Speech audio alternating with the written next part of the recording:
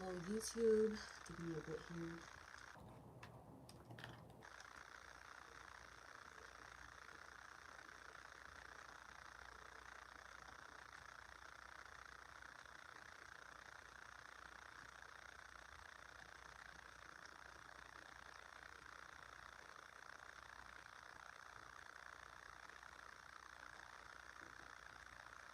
Just put on my relaxing music as per usual. The relaxing music.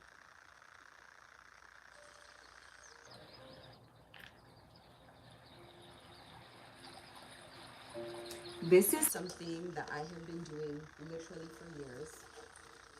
And this is a really good habit to have to get yourself into, is to just always have something mellowing, relaxing, playing,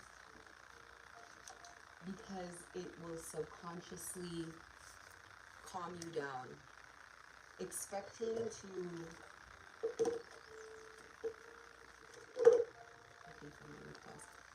everybody here is in varying states of being persecuted, gang stalked, whatever you want to call it. I think in biblical times they called what we are going through persecution. I still call it that. Today we call it gang stalking. It is nothing new. That is just how it goes. That's just how it goes. So I come with a word of encouragement and to build upon what I was talking about yesterday. So, you know what, let me not even start that way. So tonight, I'm not reading the entire chapter because the entire chapter is a story, but I want to read the most relevant words out of this chapter, which basically are the words of God. This is what is most relevant. So, Joshua chapter 1, verses 5 to 9. And it says, there shall not any man be able to stand before thee all the days of thy life. As I was with Moses, so I will be with thee. I will not fail thee, nor forsake thee. Be strong and of a good courage, for unto this people shalt thou divide for an inheritance the land, which I swore unto their fathers to give thee. Only be thou strong and very courageous, that thou mayest observe to do according to all the law, which Moses my servant commanded thee. Turn not from it to the right hand or to the left, that thou mayest prosper whithersoever thou goest. This book of the law shall not depart out of thy mouth, but thou shalt meditate therein day and night, that thou mayest observe to do according to all that is written therein. For then thou shalt make thy way prosperous, and then thou shalt have good success. Have not I commanded thee, this is verse 9, have not I commanded thee, be strong and of a good courage, be not afraid. Neither be thou dismayed, for the Lord thy God is with thee, whithersoever thou goest. And I have seen this for myself. Not have, I see it for myself all the time. First of all, good evening. What is today? October 2nd. We are coming to the end of the year. We are coming to the end of a chapter. We are coming into a period of chaos. A cycle is closing. A cycle is closing. I don't know for everybody's cycle, but a cycle is closing. A cycle is closing here. These battles, these wars, I guess people want to call it, these spiritual battles, whatever these are, these things cannot go on forever. These things cannot last forever. This is not like a every day for the rest of your life you're going to fight. There comes a point where it's going to be done. The cycle is coming to an end.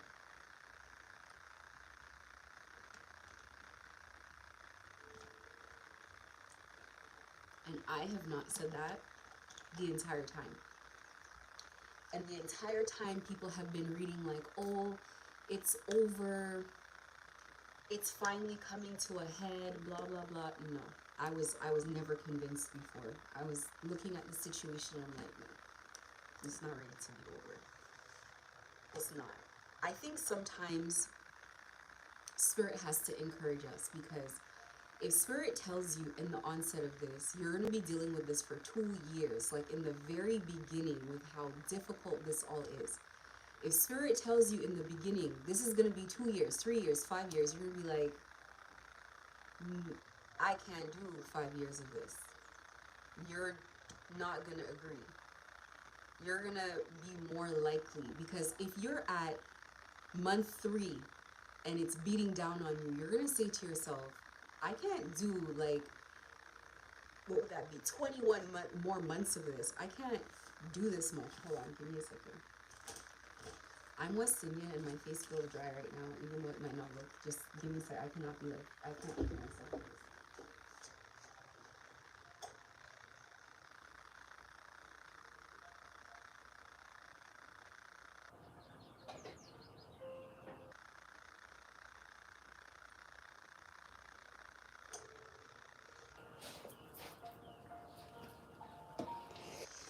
Yeah, okay, there you go. I have to be shiny or else I'm not happy. So, as I was saying, if Spirit had told me or confirmed to me in the beginning, like, this is, if I was 6 months in, like, well, you got another 18 months, or if I was a year in, you got another year, or whatever, I would have been like, oh my goodness, this is a lot. It's too much. I don't think I can hold on that long.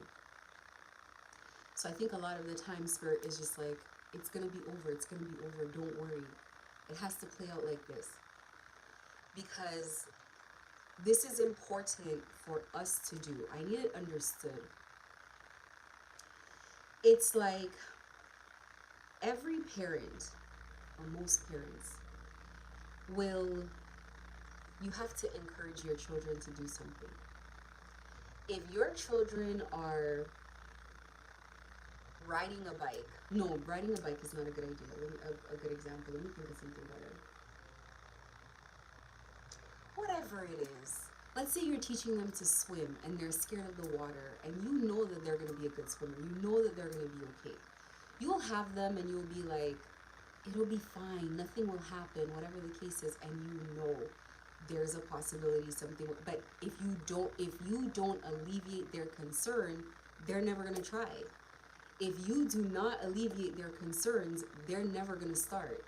So you have to encourage your children. You have to push them. You have to make them think that things are going to be okay. Otherwise, your poor children are going to stagnate their own selves unknowingly. And then they're going to get to a point in life, everybody else knows how to ride a bike. Everybody else has been on a plane. Everybody else has done this or done that. And they haven't had that experience, not because it wasn't available, but because they've been too afraid. They've just been too afraid to start. Now, in that experience, imagine if you can see something in them, and you know, just by introducing them to something, that they might get to the point where they're going to be amazing in that thing. You have to continue pushing them. You can't let that go. I'll give you an example. So I've talked about this before, where with my business, and I know for a fact, like with everything that I've gone through, I know for a fact these people have been like covertly kind of bothering me. I've been hacked for a while. I remember just little things, doing exams, and my computer, my internet cutting out right before I was supposed to do the exam. I remember so many gang stalking behaviors that I face overtly right now, that I have been going through in the past. A lot of us have taken on things that make life frustrating, thinking that that is how life is. And that is not how life is. That's not normal. Until you go into somebody else's life and you're like, wait, they don't have any of these frustrations. Like, nobody harasses them. Their devices work. Like, they don't have to sit on the phone with a company for an hour trying to get something done. Like, they're not frustrated. Yeah. Some of us have gone through this forever, like little weird things on your bill, and teachers being weird to your kids at school, and just all kinds of things. I've heard not just myself, but so many people talking about certain things, and now I go back and I'm like, oh my goodness, that was gang stalking. And we didn't know, because it wasn't something that, I mean, first of all, it existed for a while, but it wasn't like you were consciously aware of it. It wasn't like they were going out of their way to let you know that they were doing it. It wasn't like they were following you all over the place and like ice staring at you and grilling you down to like make you paranoid and whatever. Like, a lot of that stuff wasn't happening. So because it wasn't happening, you were not associating this with any kind of problem. To where we are right now, the point that we've come, people that are overtly being gang stalked, now you can look back at your life and say, oh my goodness, I have been being targeted for more years than I can count. This has been happening for a very, very, very long time. And then you realize, like, oh my goodness, people have been after me for a while. So I look at my situation where the first time I didn't sign on board to be friends with these girls, and I guess to walk into the whole being a drug mule situation, because that's really what they do it for. To me, from where I sit now, I see it as, the situation, the way that, it kind of makes sense to me is that really what happened is they wanted to destiny swap, and then they used the whole drug muling situation as a way to kind of put you away. I don't know if that's the case for sure. I cannot say for sure, but I definitely know that it has something to do with that. It's not necessarily, and not to say that there are not people where there was really not much to take, but it's still paid to make them a drug mule. But I just feel like in my situation, there definitely has been a destiny swap that's been being attempted for a long time. So for me, it always feels like two groups. It feels like the whole group of the recruitment thing, and then there's the actual group who's been targeting people, not just myself, but people in my city for forever, on trying to take away people's businesses, taking people's ideas, knocking people, seeing someone with an idea, knocking them out of business and taking it, and reading people's energy and stuff. I remember a couple things. So first, somebody looked at me and they were like, this girl that came around just to be friends, and she loved bomb and whatever. And she came around, she's like, you should start a boutique. And I started it, even though I was at my job. I started it. And I remember all these people surrounding me saying, you should be in business for yourself. You should be in business for yourself. And both things are true. At the time, I took it like, God wants me to leave this job that I'm doing and open up a business. But at the same time, when I wasn't really like, I mean, I liked fashion to wear fashion. I did not like fashion to like open a store. Like, I've never seen myself in that role at all. But at the same time, it was also people manipulating. So I want to say both things can be true. People can successfully manipulate you, and that can also be God's will. And when it comes down to it, however God gets you there is however God gets you there. It just is what it is. However it happens is however it has to happen, because it still works out in your favor anyway. So they introduced an idea to me. I saw myself as a corporate person. I did not see myself like having a business, and I didn't need it. I was making already 5 figures. I didn't need that. And to me it was a downgrade, because it's like I definitely had to start from scratch. And just factors in life played out the way that they needed to play out. People have been surrounding for a while, and when I look at it, people have definitely been manipulating for a while. Find yourself in a situation, you start something, and very quickly they take the name, they take whatever, but they don't know how to harvest it. They don't know how to do with it what they think they should do. and so it doesn't make any money. And you sit there, and at that time that happened, I did not see, I didn't know that this was a manipulation, that this was what we now call destiny swaps. So like, I had no idea. Fast forward, it got knocked out of my hands. I went back to get a job. I went back, not even into the corporate world as it were, but just to get, a job in the field. And then got there, more triggering behavior. That's when like a lot of, it wasn't, I wouldn't say overt triggering behavior, but it was just like weird still in the job situation. And then I remember getting to the point where I started up again independently, and they keep an eye on you. So I end up selling to one of their people again. I end up being friends with one of these people again, being surrounded by these people again. And so it's a situation where people kind of never leave you alone. They never take their eyes off of you anyway. And so the minute you start up again, there they are. And you need to understand part of that. I think this is a very important part of this situation to understand. Like, God puts a desire in your heart and it just burns. Even though you've had failure, even though you're just kind of doing it on the side, even though you're just kind of trying your best, etc., etc. All of these things happen. And you get to the point where, anyway, fast forward with that, I got my business going, whatever, and it's been constant situations that have happened, and it's been constantly always in the clutches of these people. So it's always been abusive behaviors that are hands off, and it's almost like just running by to like jab you every once in a while or trip you up every once in a while. And if there's a really big opportunity coming your way, I had to learn how to maneuver myself in this world, not knowing that the underbelly of what was really going on. I had to learn how to get things done. And so there were a ton of things that I got done that always like shocked them, because it's like it flew through without them knowing, under the radar. So just opportunities that they didn't want me to have, things that they tried to manipulate and would take away. So if there's an influencer that I want to work with, they would go and tell the influencer something, and then the person wouldn't want to speak to me anymore.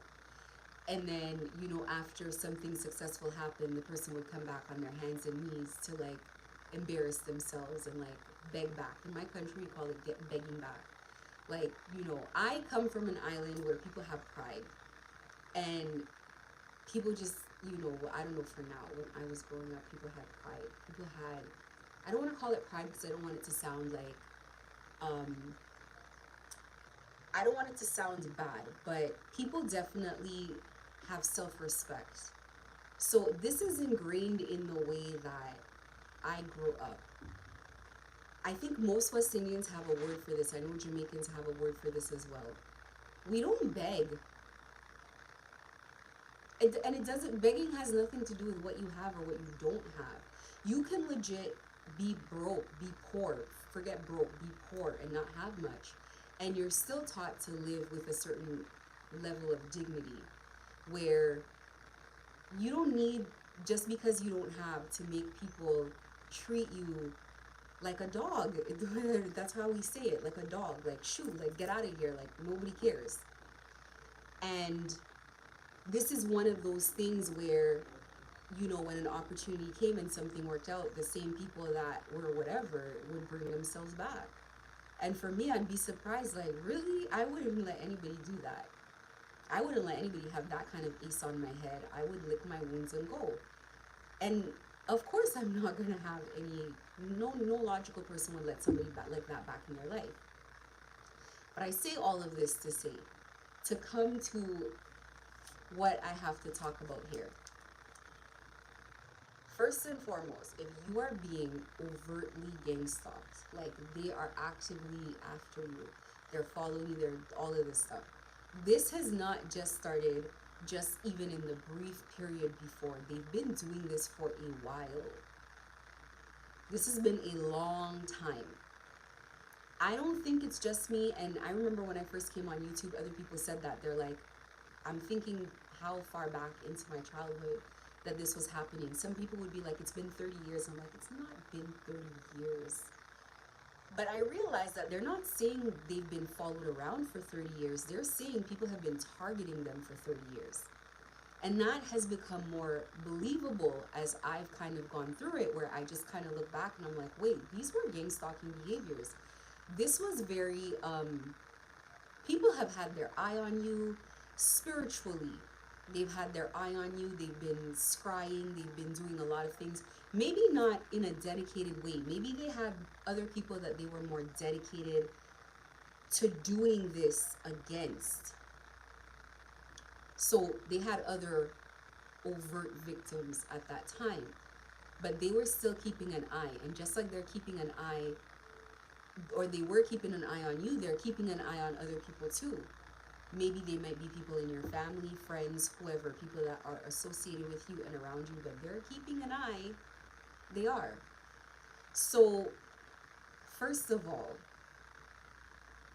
I want to tonight talk about this message is as an extension of yesterday's message.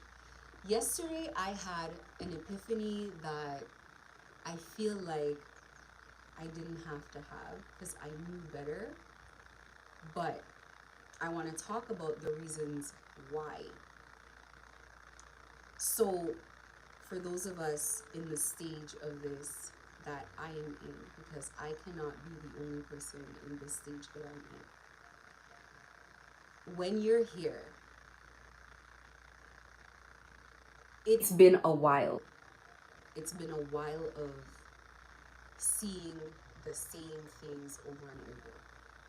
Now, before I get into my actual message, I want to talk about what blocks us from vibing high.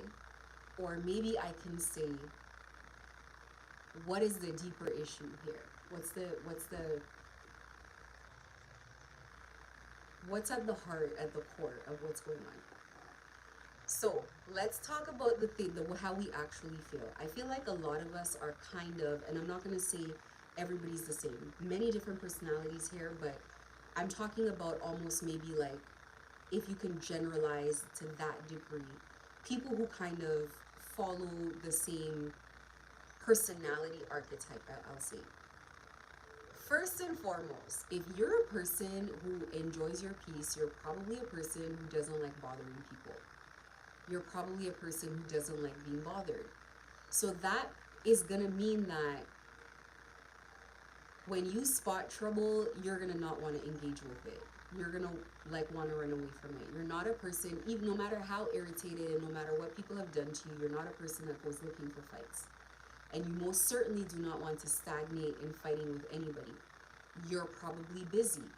A lot of us are people, I think, that have come from corporate jobs or good backgrounds. There's so many people that I've heard have said they used to work hard, they used to have this, they used to have that, and they worked hard for themselves, and spirit pulls you out of that. A part of you feels a bit of a loss over that because you're like, wait, what am I doing?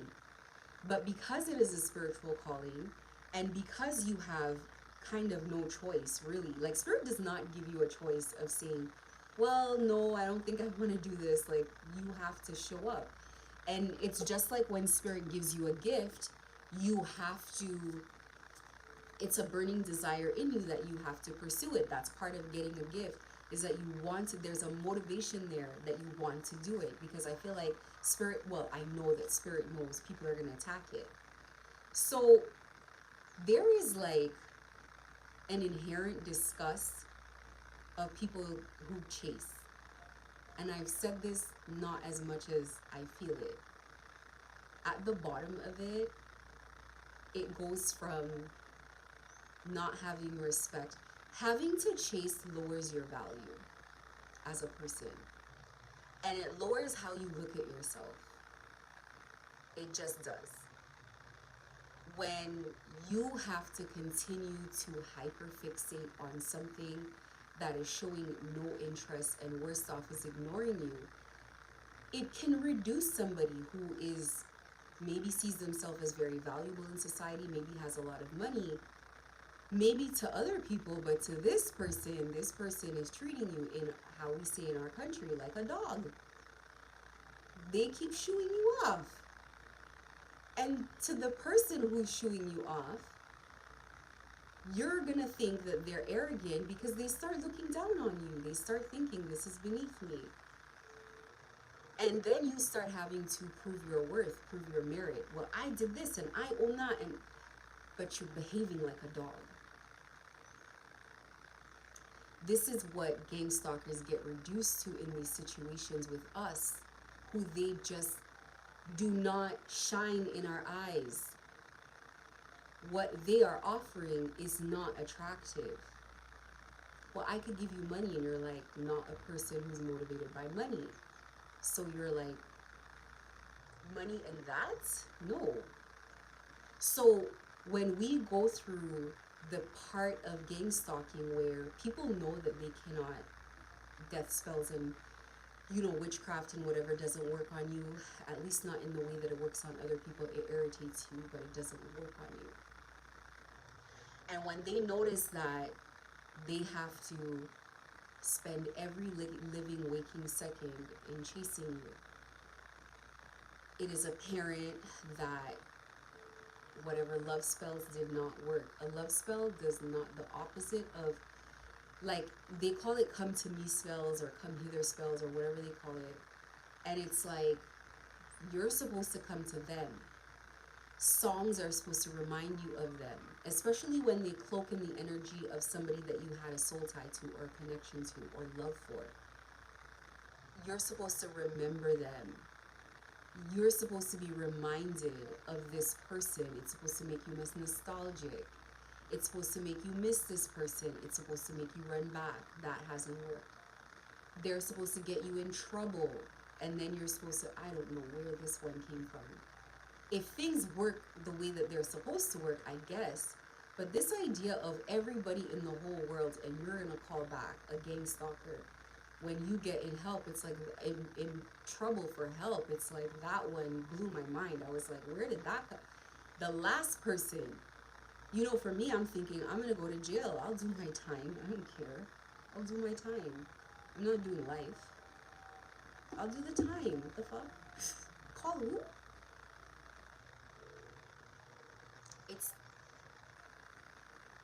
There is a thing, and maybe it's just I notice that a lot of people are not like that in North America. There are people who are like that, but not a lot of people are like that.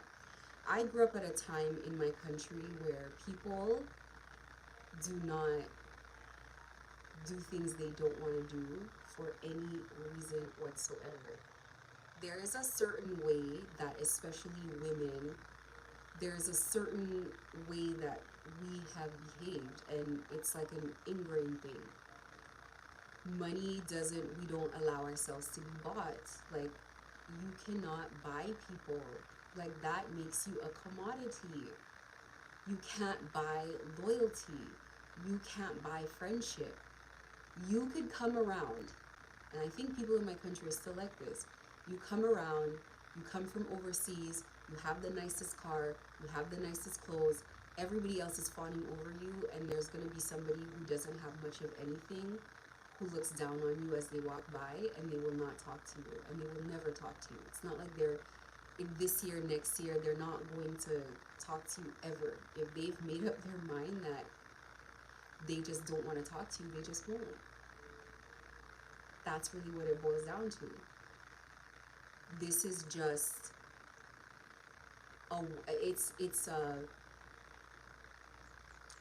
it's having self-respect.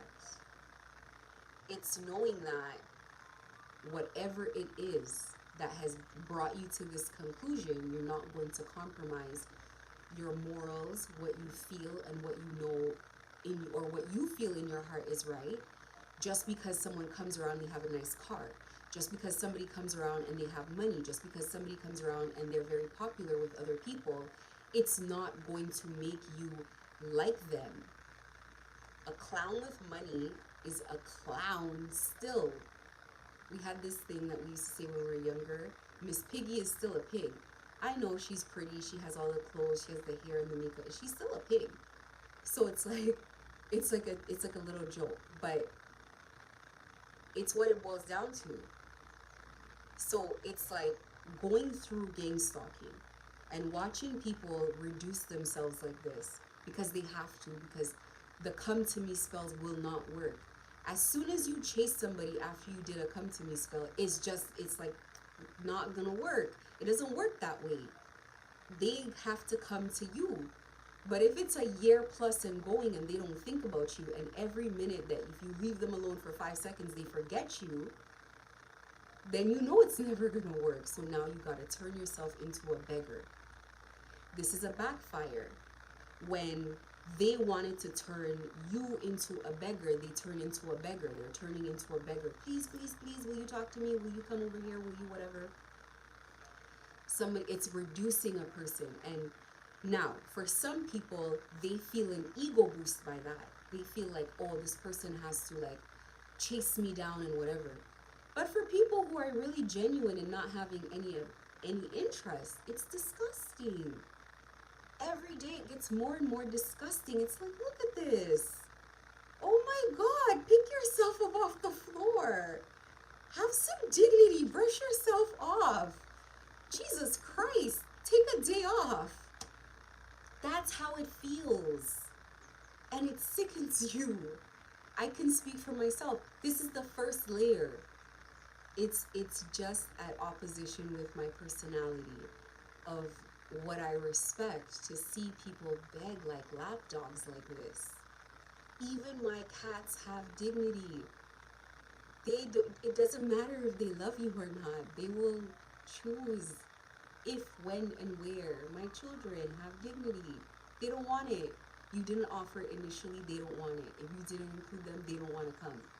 This is how we are.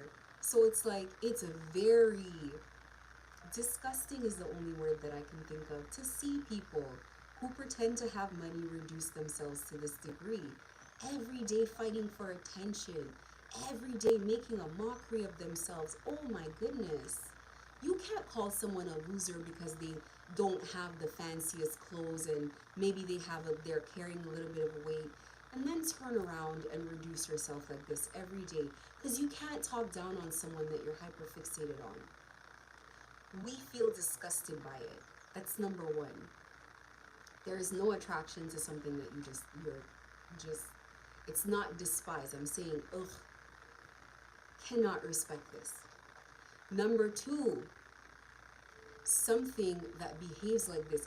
I'm saying not one person, a group that would reduce themselves to doing this for money.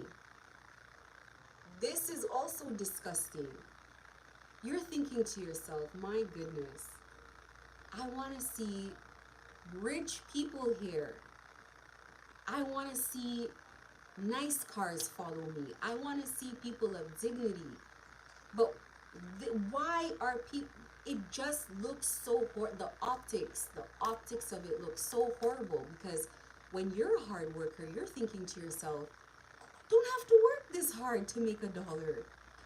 It's kind of like, I remember watching this thing on social media, and it said, if you're a drug dealer and you're making $30,000 a year, why are you doing this? Let it go. To me, I think if you're a drug dealer, considering the lifestyle, considering the compromises, and you're not making like over 100,000, you're not making like more than 50K a month, why are you taking these risks? This is a risky thing. It's not just risky to your freedom. It's like people want to kill you, like legit, not spell work, legit. I just don't think it makes sense, because if you put the same amount of dedication into something else, you can build something over the same space of time that can be something big. So you look at all these people come together to do this, and you just think to yourself, had all these people come together to put something else together, it would have been strong, and it wouldn't have been able to be touched. No, there would be no vulnerability in it, because you wouldn't be here thinking about if the police, like covering your tracks, how far you've gone, how much you've been exposed. not sleeping at night. Like, this is not what would happen. So you naturally start weighing people's intellect. Like, why would someone do this? Like, you're weighing it yourself. Like, everything cuts down the respect that you have for this. Then you look at how incredibly cruel it is. Incredibly cruel to just punch down on innocent people. Not even people who may be innocent to this situation, but in other situations they've been horrible people. They literally look for people who are genuinely kind people. And so when I see people all over now and they are genuinely kind, loving people, I think to myself, my goodness, this is the kind of person that they would target. My heart breaks. Further reduces how you value a person like this. Further emphasizes the disgust. These people are the opposite of what you are in every way. Like, it's almost like literally the polar opposite. And so you engaging with this energy, everything about the energy turns you off. The hypersexualization, everything being a turn on, is so weird. If I hadn't started, understanding like these incubus, succubus, demon things or whatever, if I would still be very confused. Like, what on earth? How comes everything is framed in a sexual way?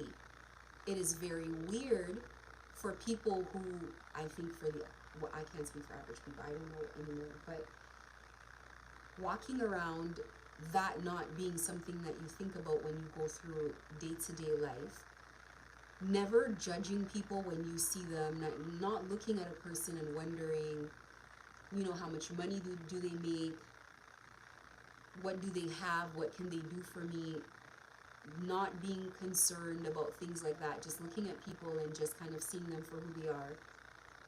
And then realizing that there's so many people that look down on people for really silly things.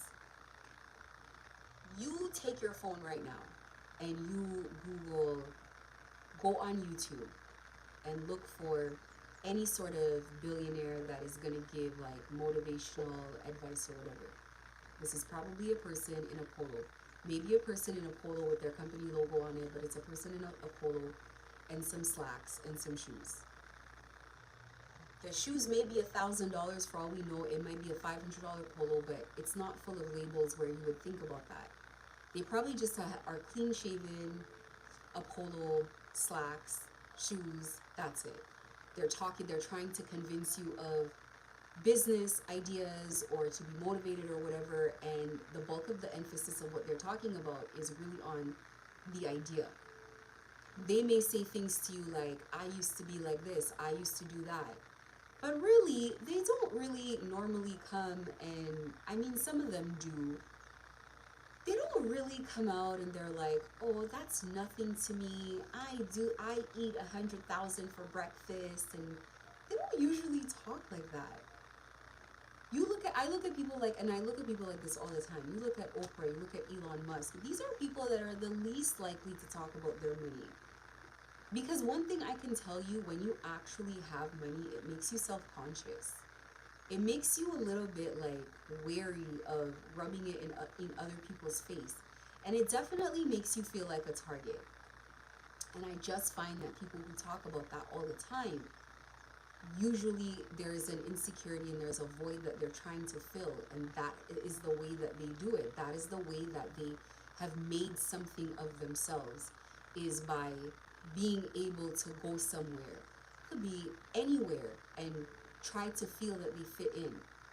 And by its very nature, there's nothing wrong with that, because it's nothing wrong with wanting to make something of yourself. It's nothing wrong with wanting to feel like you belong in a space where you did not grow up. In fact, it's admirable for you to see more of yourself and want to do more for yourself. I think where it becomes, again, disgusting is kicking other people down in the process of talking about it. It's like, well, I do this and I do that, and you don't do this and you don't have that and you don't drive that, and it's nothing and whatever, and wanting to cut other people down. But it's like, let's pull the layer off, let's pull the lid off, let's get CNN here, let's get BBC here, and let's look in the back of your closet. How did you get that money? Microphone in face. How did that happen? Where have you worked? The amount of people that I've had to ask in the course of people coming around and saying, I did this and I buy this and where have you ever worked? What's your resume? You've never worked anywhere a day in your life. How did you get all of that? And then they start scrambling. Because you see, if you are supposed to be a shadowy figure making money in that way, you're not supposed to really be in the limelight. That's brave. These are all the things that happen and more. And there's more that we can continue to talk about. But these are the things that happen. This is how these people behave. That makes it very difficult to want to be around it, to deal with the energy. And God is not asking us here to be friends. God is not asking us here to associate. God is not asking us to go have a meal with people like this, because this would be a tall order. It would be a bit too much. God is literally saying, I need you to stand in place as we clean up this mess. And you're saying to yourself, oh my gosh, the experience of this energy is quite too much for me. I don't want to be around it. In my life, every time somebody has come around this is draining energy. You go somewhere with someone and before you know it, they're in the middle of the circle, they're the loudest one in the room, they're drawing all this attention to themselves, and you're like, oh my God. I didn't know you wanted an audience. If I did, I wouldn't have come here. It's like that. Not everybody feels that way. But I know a lot of people that feel that way. And so sometimes I'm in public and I see it. I'll see a couple and you know they're not a real couple because of the way one of them is behaving. And one of them is very high and like just doing loud and doing a lot. And the other one is sitting there and they are so embarrassed and they're so irritated. And it's probably kindness that's stopping them from like sneaking out. This happens all the time. Not everybody worships money. Not everybody worships attention. And it's like there's almost this thing where the more attention that you want, not letting the attention come to you naturally, because people naturally recognize what you're doing. They naturally come and give you an award. They naturally say, we would like to recognize you. But being in the front like, look at me, look at me, look at me, oh my God, jumping jacks, oh my God, let me wave the sign, oh my God, I'm better than you, pom-poms, flashing lights. It's like, Jesus Christ, this is a lot.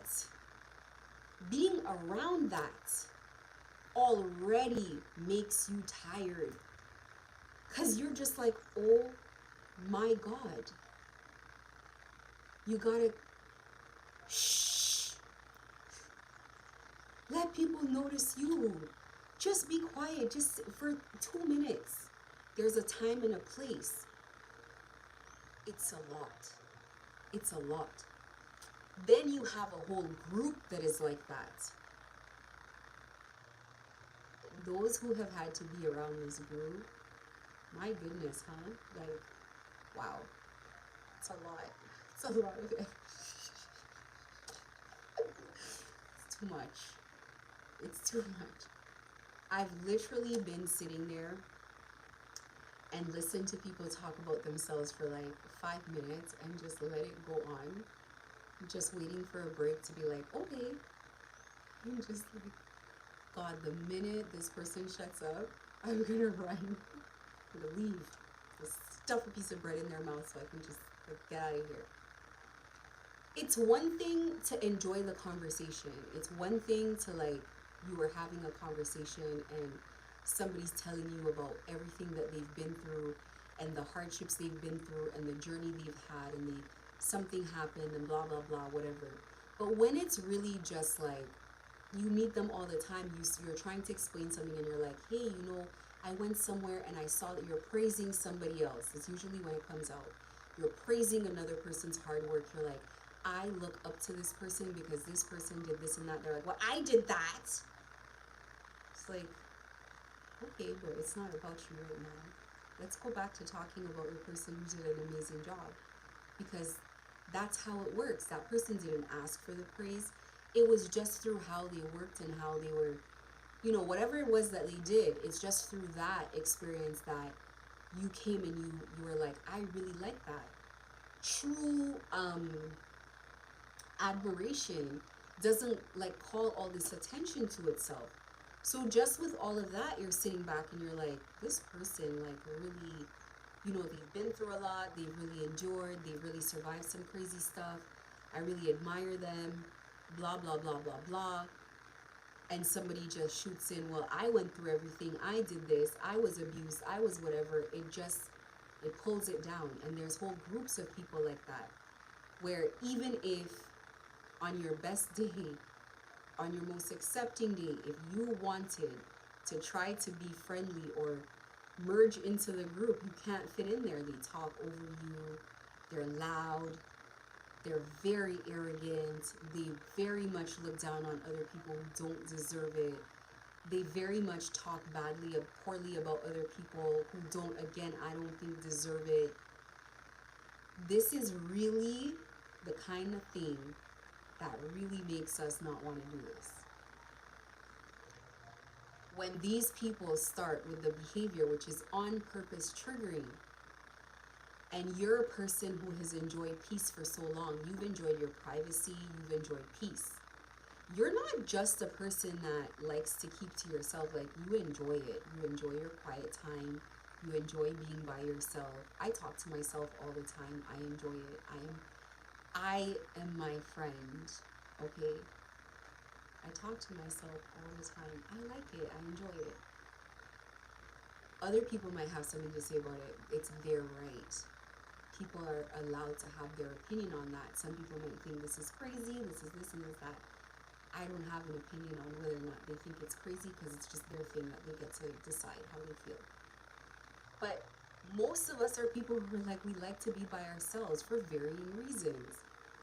And if you're a person who enjoys your own quiet time and your own company, having people bombard your energy so much to get your attention, it's like double. The bombarding of the energy and the lowering of oneself by being a beggar. And you put the two together and it's like, oh my goodness, here the beggar comes.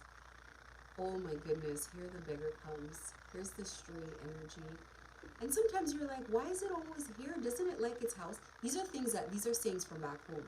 If there's somebody who's never in their house, they're like, don't they like their house? They're like, do you have furniture? Why are you never home? It's like it's not seen as a good thing. So when some people are always in your house, they're always in your head.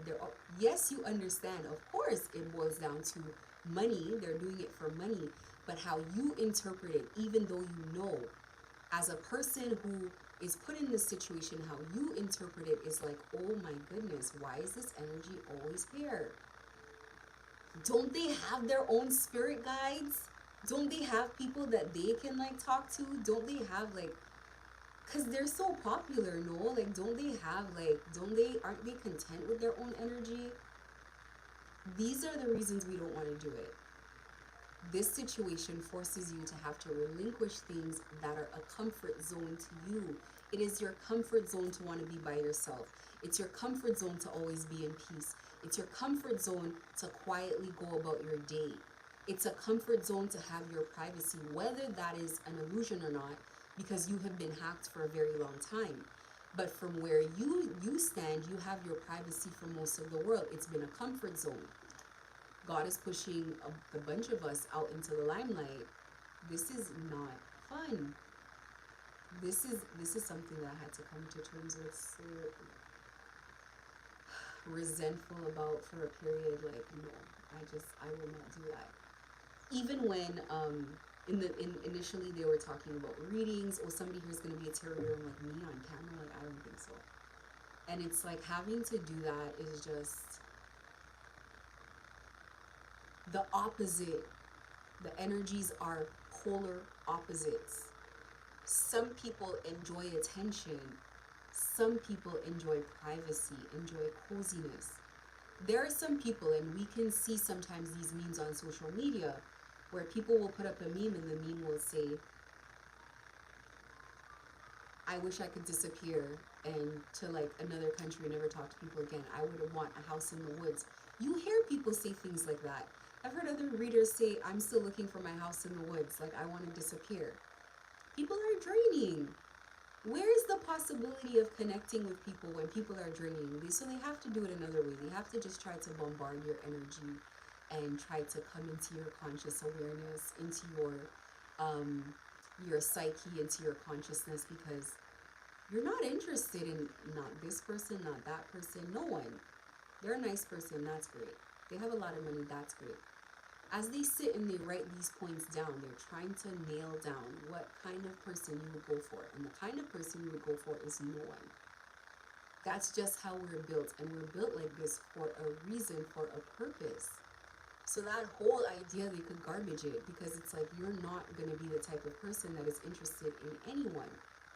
You're also the kind of person who cuts people off very quickly. I cut people, listen, I cut people off for things that are not bad. And I knew it.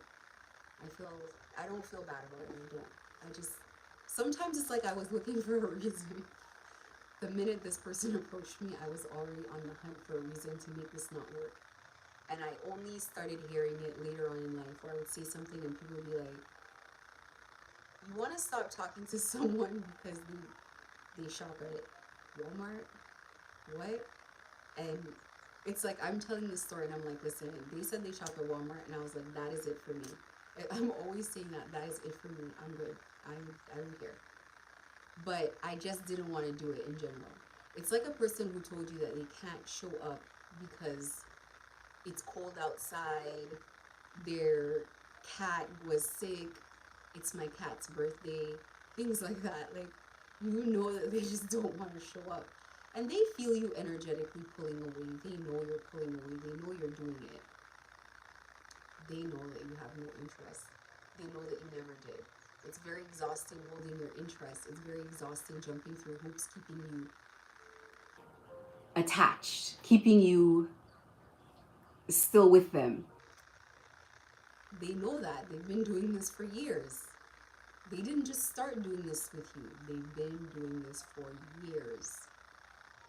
For years, people have tried to get close into your inner circle, into your circle of trust. I used to joke, my heart has like so many compartments and they're all full.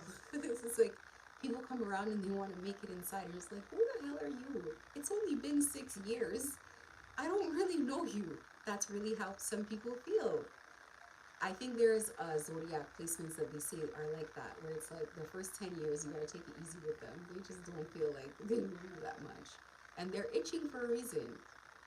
So you know you can't even complain. It's like one false move, this person could cut you off. So you know already like where you stand. You're not safe with them. You're not on the inside. They're just some people, it takes a lot. It takes absolutely too much. It's not worth the effort. I tell people all the time, I'm not worth it. I'm not worth the effort that it takes to get close to me. It's gonna be too long. You don't even exist to me for like the first 2 years. You're just there. It breaks people's hearts. But it's my personality. I can't help it. A lot of people are like this. I venture to say we are just built like this. Why? Because God knows that we come here to be persecuted. God already understands that that's what people are here to do to you. So God's not going to make you a person who's sociable. You're going to realize you have an issue. You're going to think, what's wrong with me? And you're going to have to push yourself like, okay, I'm going to try with somebody today. And they're going to come around and the first 5 minutes of conversation, you're like, absolutely not. I can't do it. You're like, I tried, but I did try. That's just how you are. Imagine being a person like that, and then people continue to try to invade your space in any way, shape, or form. And this is very difficult. And God is putting us in situations that are forcing us against our natural nature. And we want to stay in our comfort zone. You want to remain first of all, God's like, you're going to have soul tribe. And I'm like, what? I don't know. We'll see. I don't really normally say no to God, but it's like we'll see. I'm not saying no. I'm saying we'll see. Let's get there and we'll try. It's just not a desire. It's not a desire. It's not something that feels like it's gonna add value in any way. So God is pushing us in opposite directions. God is like, Spirit is trying to break you out of everything that you find enjoyable. It's very tough. At the very foundation of why this upsets you and irritates you so much, it's not because the spell work did anything to you. Did you end up in the hospital? No. It's because it irritates you and it disgusts you. That's what it is.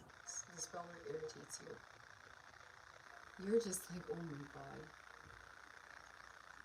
It's not that you think that this is going to be catastrophic. You see it for what it is. You know it's childish. You know it's petty.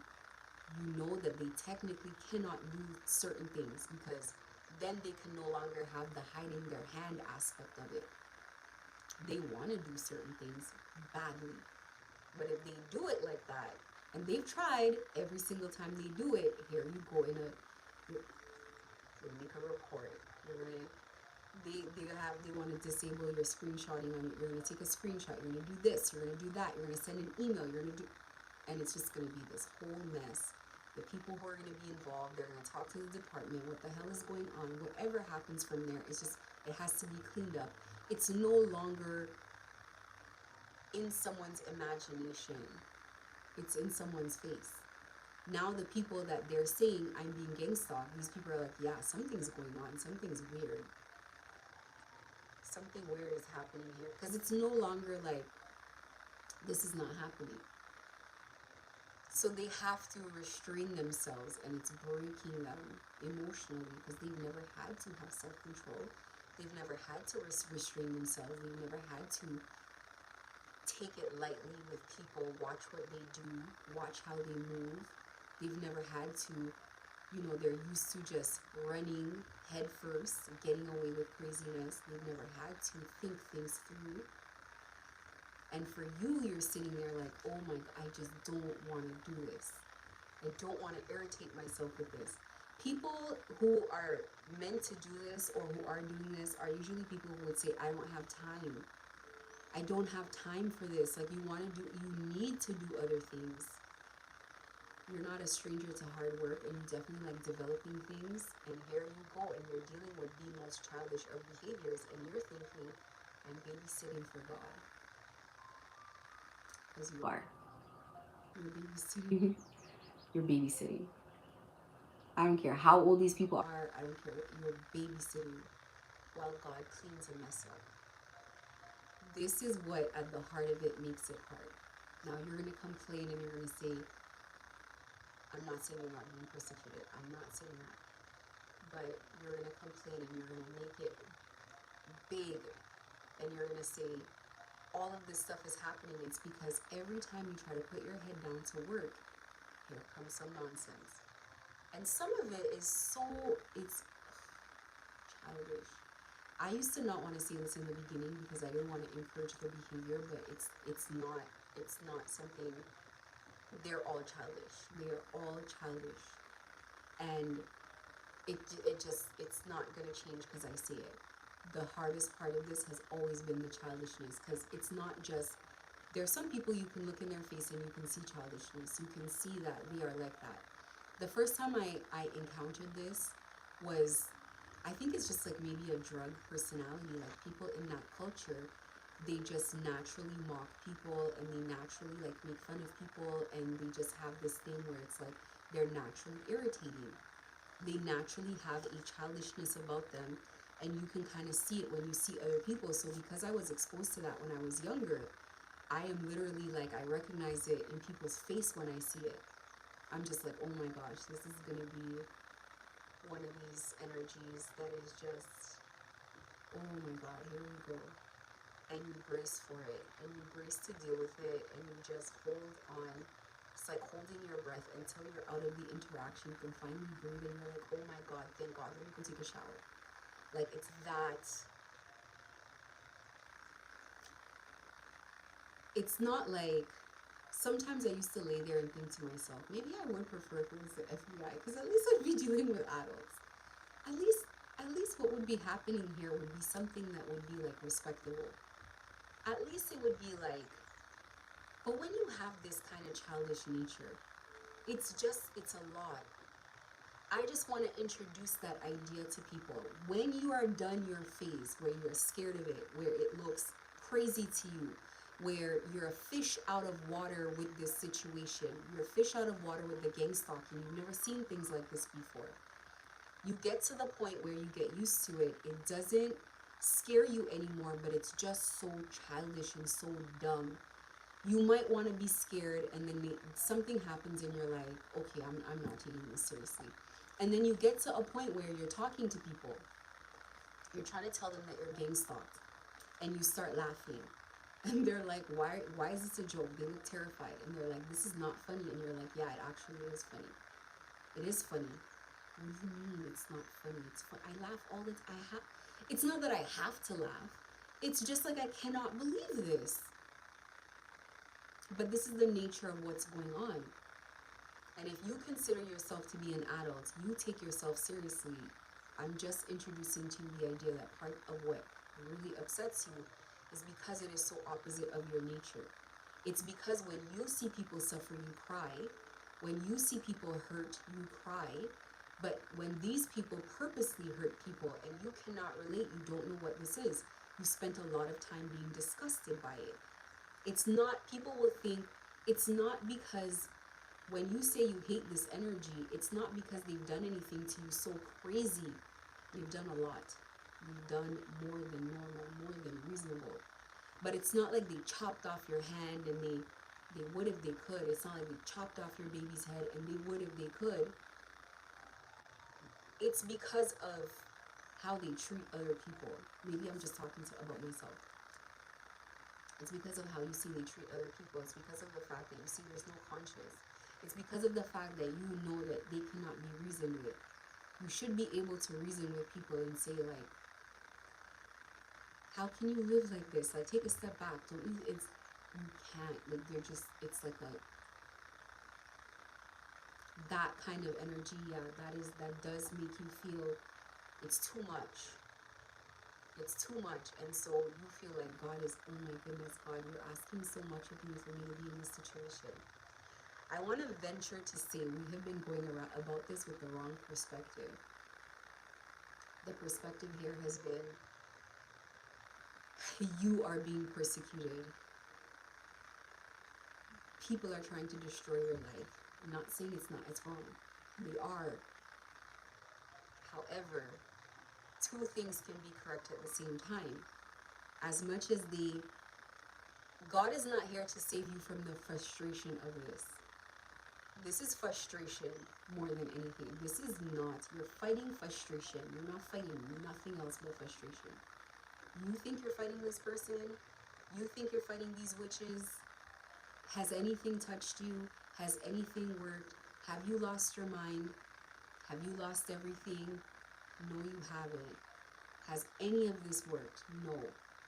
You're fighting the frustration of all of this energy, of thinking, why are they here? And sometimes it's like, people will say it's control, but who wouldn't want to have control over who comes in and out of their home? Who wouldn't want to have jurisdiction of their home?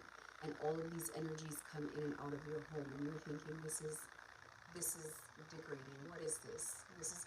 Then people just come in your dreams, and you're like, who invited this? You're not even welcome here. People just try to come into your head. Why are you here?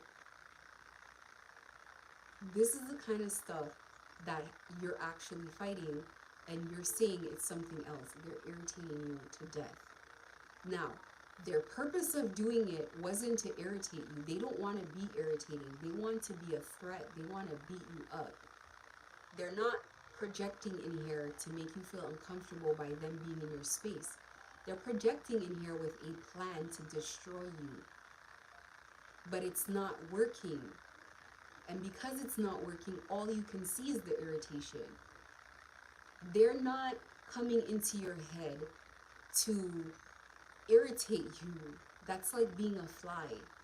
they're coming in there to be something more serious than just a fly. Like they're coming in there to try to drive you crazy, get you arguing with yourself all day, get you screaming at yourself on the street, make you look.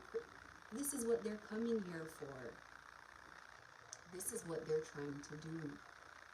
To speak into your subconscious, make you do things, make you hurt people, make you be violent. And it's like, it's not working. In fact, it looks pathetic.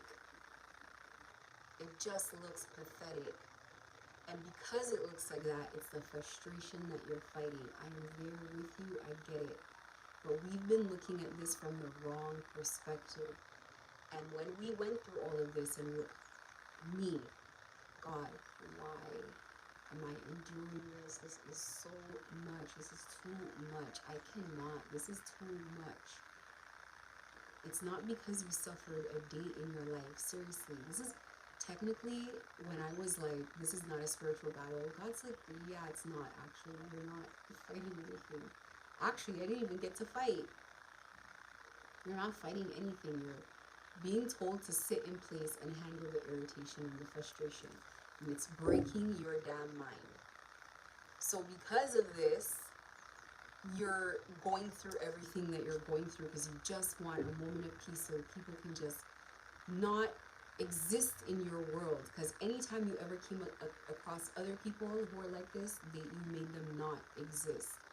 You just ghosted on people.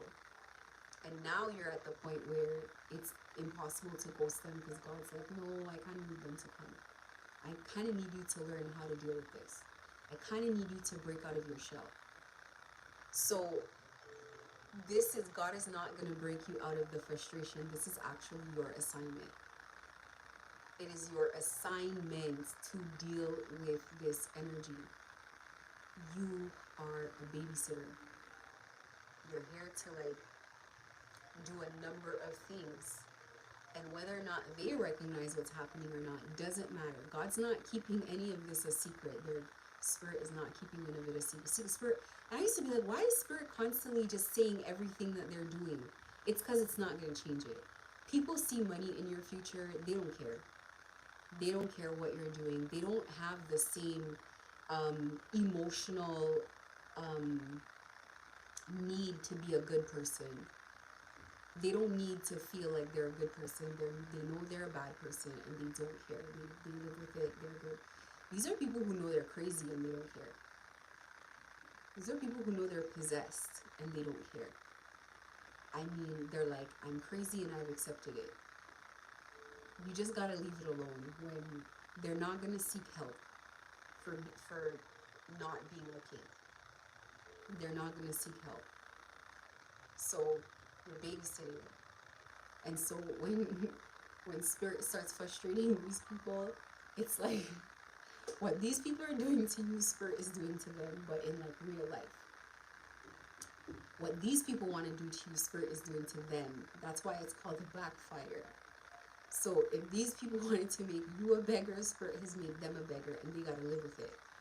They wanted you to be broke, Spirit made them broke. They gotta live with it. They wanted to make you disfigured, Spirit made them disfigured. They gotta live with it. And it's just like, oh my goodness, now they really have to just go through the things that they're going through. And that's why they're irritating you like that. And for some of us, we are in the weirdest of situations that's even pissing you off even more.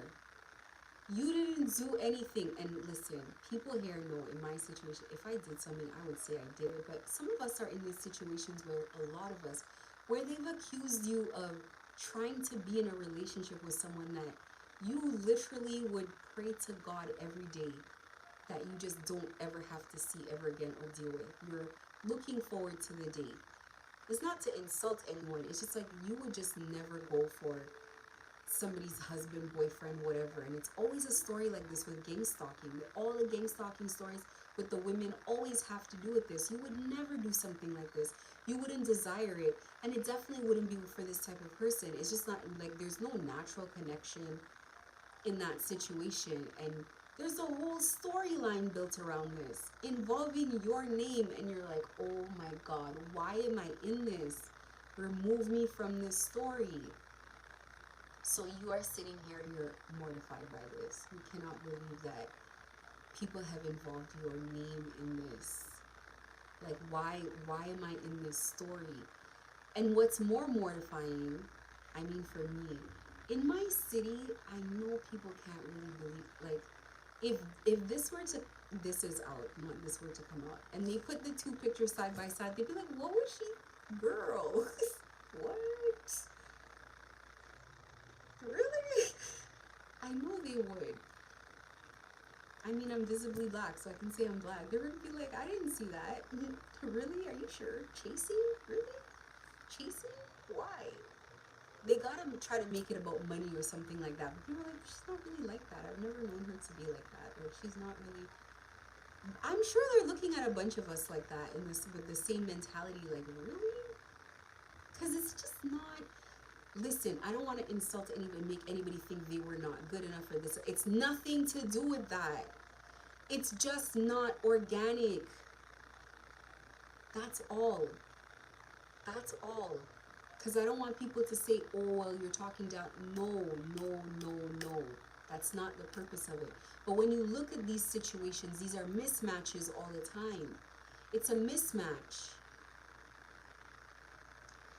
It's like, I know in this case, God probably sat there when they were crafting this, and they're like, she's never gonna go for this. Love spell is not gonna work. It's not. Believe it or not, yes, you can fight a love spell. I don't care what anybody tells me. Yes, you can. Yes, you can. You can literally sit there and be like, no, no. So they're like, well, if it can't really happen, we'll put it in the story anyway, because this is how it's gonna work for everybody. Because in my head, I'm like, that love spell wouldn't work. I mean, I like you as a person, but not like him in real life. No, no. It's just two opposite personalities, and that's it. And I look at other situations where people talk. So many times I've seen girls on the internet being gang stalked, and they say somebody said I slept with this person and I was sick, and it was like the same exact story. And I was like, oh, this is their way of doing things. This is what they tell people. But I feel so like, oh my God, why is my name in this? Because this is not for me. These are the kind of things that make it tough to deal with. You're just like, my goodness, they couldn't just gang stalk me and go. They couldn't just slander me and say I don't know what I'm doing and call me a monkey and be racist. That wasn't enough. They have to say that I want their husband. They have to try to make a competition of something that it's like, I've spent so much time. You don't even know this was really happening. And if even you thought it was happening, you thought it was just a storyline. I'm thinking it's just a story. This is just the way they make money. You're not thinking people are actually upset here, because they know this is not true. Is this a delusion? Is this the possession? Is this the mental instability? How can they really be mad? Like, this is not real. Like, you can't buy into the delusion yourself. You gotta be away from the delusion. You can't be living in the delusion. Is that also a backfire? To just make something up and now have all this angst and energy towards it? It doesn't make any sense. These things make it very tough to go through it. When we find out, and I find out things about my situation incrementally, and I know when we find out more and more of these things, it's going to, I'm not gonna say, you already know what you're dealing with as far as like the level of human, if we can call it that. Not much. You're gonna say not much is gonna surprise you, because you can expect anything they say, but still when you find out, you're gonna be like, oh my gosh, that was a bit low. Was that necessary to go that far? It's not necessary. That's how far it goes. It always goes that far, and then you're gonna find out. This is why God says to raise your vibration. When I first started dealing with this, listen to me closely, please. When I first started dealing with this, I would have been gone so quick, had my vibration up. It's not just about the spell work. Yes, the spell work. Yes, the spell work. Yes, the spell work. It's a huge benefit of raising your vibration and spell work doesn't work. In the beginning, I didn't appreciate it as much as I do now because I don't have to like all the sage and do all that stuff anymore. It's just it's back to how it was in the beginning. It's just irritating. It doesn't actually does it. It's just irritating. It's an irritating thing. But does it actually like, oh my goodness, like no, no. Yes, the spell work. So you want to have a high vibration so that spell work doesn't touch you, doesn't reach you. You are aware that there's spell work being happening, but the spell work doesn't work. So there's that, but you gotta brace yourself for what's coming. So you gotta raise your vibration to what delusional levels? Yeah, because you're gonna have things that are gonna come out that are gonna, it's gonna really make, I don't know, because it went too far. Everybody here knows it went too far, regardless of if they want the money or not, regardless of if they were motivated for it or not. This is the worst that they've gone. This is the furthest that they've gone. Like, I know there's things I've always had a feeling about in my gut, and I've spent a lot of time like, God, no, please don't let that be a part of it, please. And my common sense is telling me, of course. And I'm like, please, I'm begging you. And then I just come to accept it, like this happened. And I know with these things, it's been public. And so I'm just like, oh my gosh. God wants you prepared to find out the horrible things that have happened. You gotta brace. You gotta brace. So raising your vibration here is not an option. It's for your own good. Because, yeah, things are gonna be exposed. Whether or not people think they're gonna get caught, it doesn't matter. Nothing has mattered. They want you to self-destruct and this and that. Hasn't mattered. Nothing they want matters. It's just what is going to happen. Now, before we go any further, do not waste your time asking spirit, but why, how could you let this happen? Because too often we frame things in the wrong way. We frame things in the wrong way. I'm not even going to go into why did spirit allow it to happen. This is your job. This is your life path. This is what you're here for. Why did spirit let it happen to anyone else? Spirit didn't let it happen. People were not connected. But it happened to other people as well. Other people have gone through this kind of stuff where nudes didn't leak. They didn't leak nudes. Leak sounds like an accident. They've been sharing their nudes everywhere. They've been making up stories. They've been saying things. They've been just entirely demoralizing things that have happened here. And they've said things that have been crazy. So you have to get ready. Like for me, I just sit back and I'm just like, oh my goodness. I have an inkling about some of it. I'm not saying all of it. And I'm nervous about the things that I don't know because my brain doesn't want to go there. But you gotta know it's coming. And you gotta just, I don't know. I don't know. It could be a plot that comes out that they try to kill your kid. Like, really.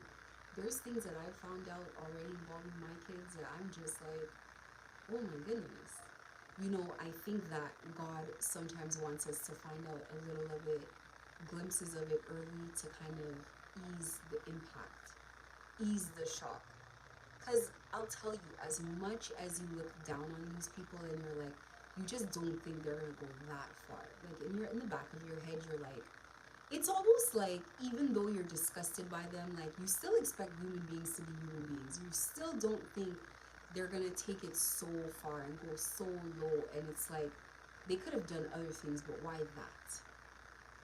So, yeah, the vibration that you're supposed to maintain is about that.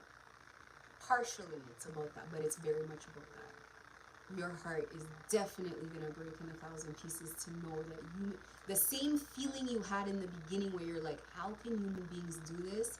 It's what you're gonna come to again. Like, how can people take this so far? No, the childhood trauma is not going to justify it, because it doesn't justify it to you. It's not going to justify it to courts. It's not going to justify it in the public court of opinion. It's just going to be bewildering. It's gonna, it's, there's things where random people break down and cry when they see it, not because they know the person, but because they just can't. It's so ghastly. So these things are already out, by the way. So it's not like suck it back in. These things have been out for a while. This is, if you've been going through gang stalking and people kind of low-key look at you at any point and they were looking down on you, it's because of stuff like this that happened. Whether or not you want to believe it. Whether or not you want to believe it. 2, do not be too passionate about this job. You gotta be neutral, because it'll be easier. So first things first, you have to not take it personally. Of course you're gonna take it personally. I'm talking about something like someone who is, I talk all about, like, I obviously am a person who values chastity in women and sexual morals, like, what's the word I'm looking for? Not moral. Oh my god, what's the word? It's just here. Restraint, let's say. I do value that. I think that's a respectable trait. It's very easy to, like, just, not have control of yourself. But I just feel like it's a personal opinion. And everybody's allowed to disagree with me at the same time, very loud. That's okay.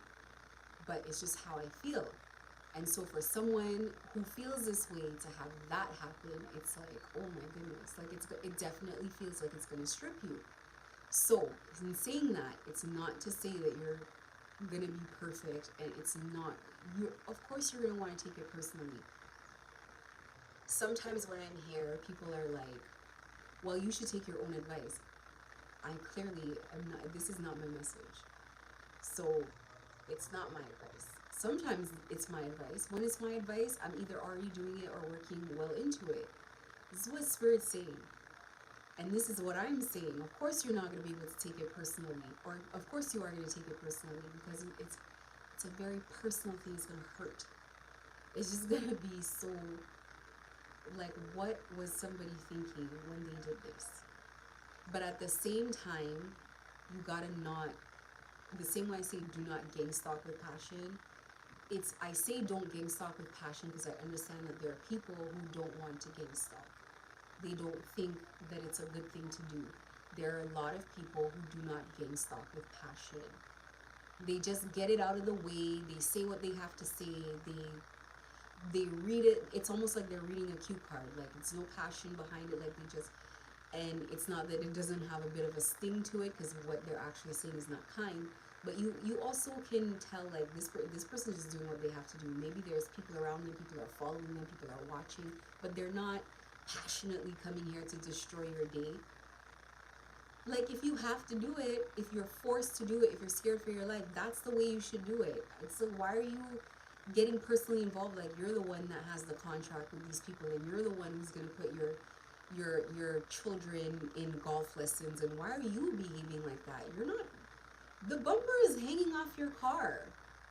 Put this into perspective. You're not climbing up any ladder here. This is your position. You're living here at this rung of the game.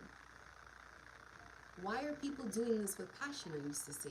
It's the same for us. Why are we doing this with passion? You, like, being here, and like they're gonna continue doing what they're gonna do. I'm telling you. I've come to this conclusion too many times, and I keep coming to the conclusions, like, nothing's gonna stop it. They're gonna keep going. I keep trying to find reasons, like, okay, well, maybe it's because, or maybe it's because of it. They're gonna keep going to the end, till they catch them, like, red-handed. They're gonna keep going. There's not a morning. I keep saying a morning they wake up. These people don't sleep. They don't sleep.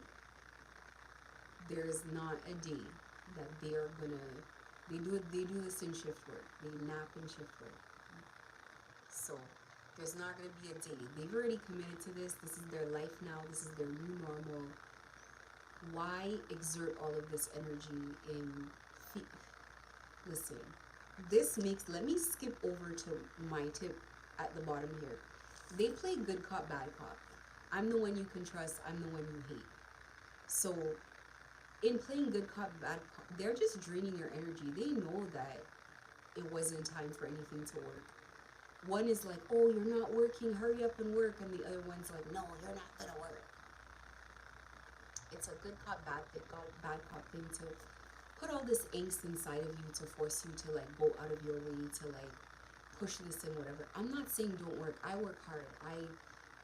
In a way, Spirit has allowed it because you actually need that work. If you didn't do all that work in the beginning, you would not know how to do this at the end. So you had to go through all of that.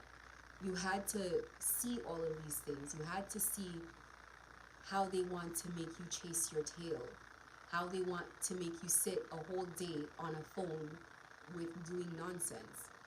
And yeah, you're going to take some time every now and again because some of this stuff you got to clean up.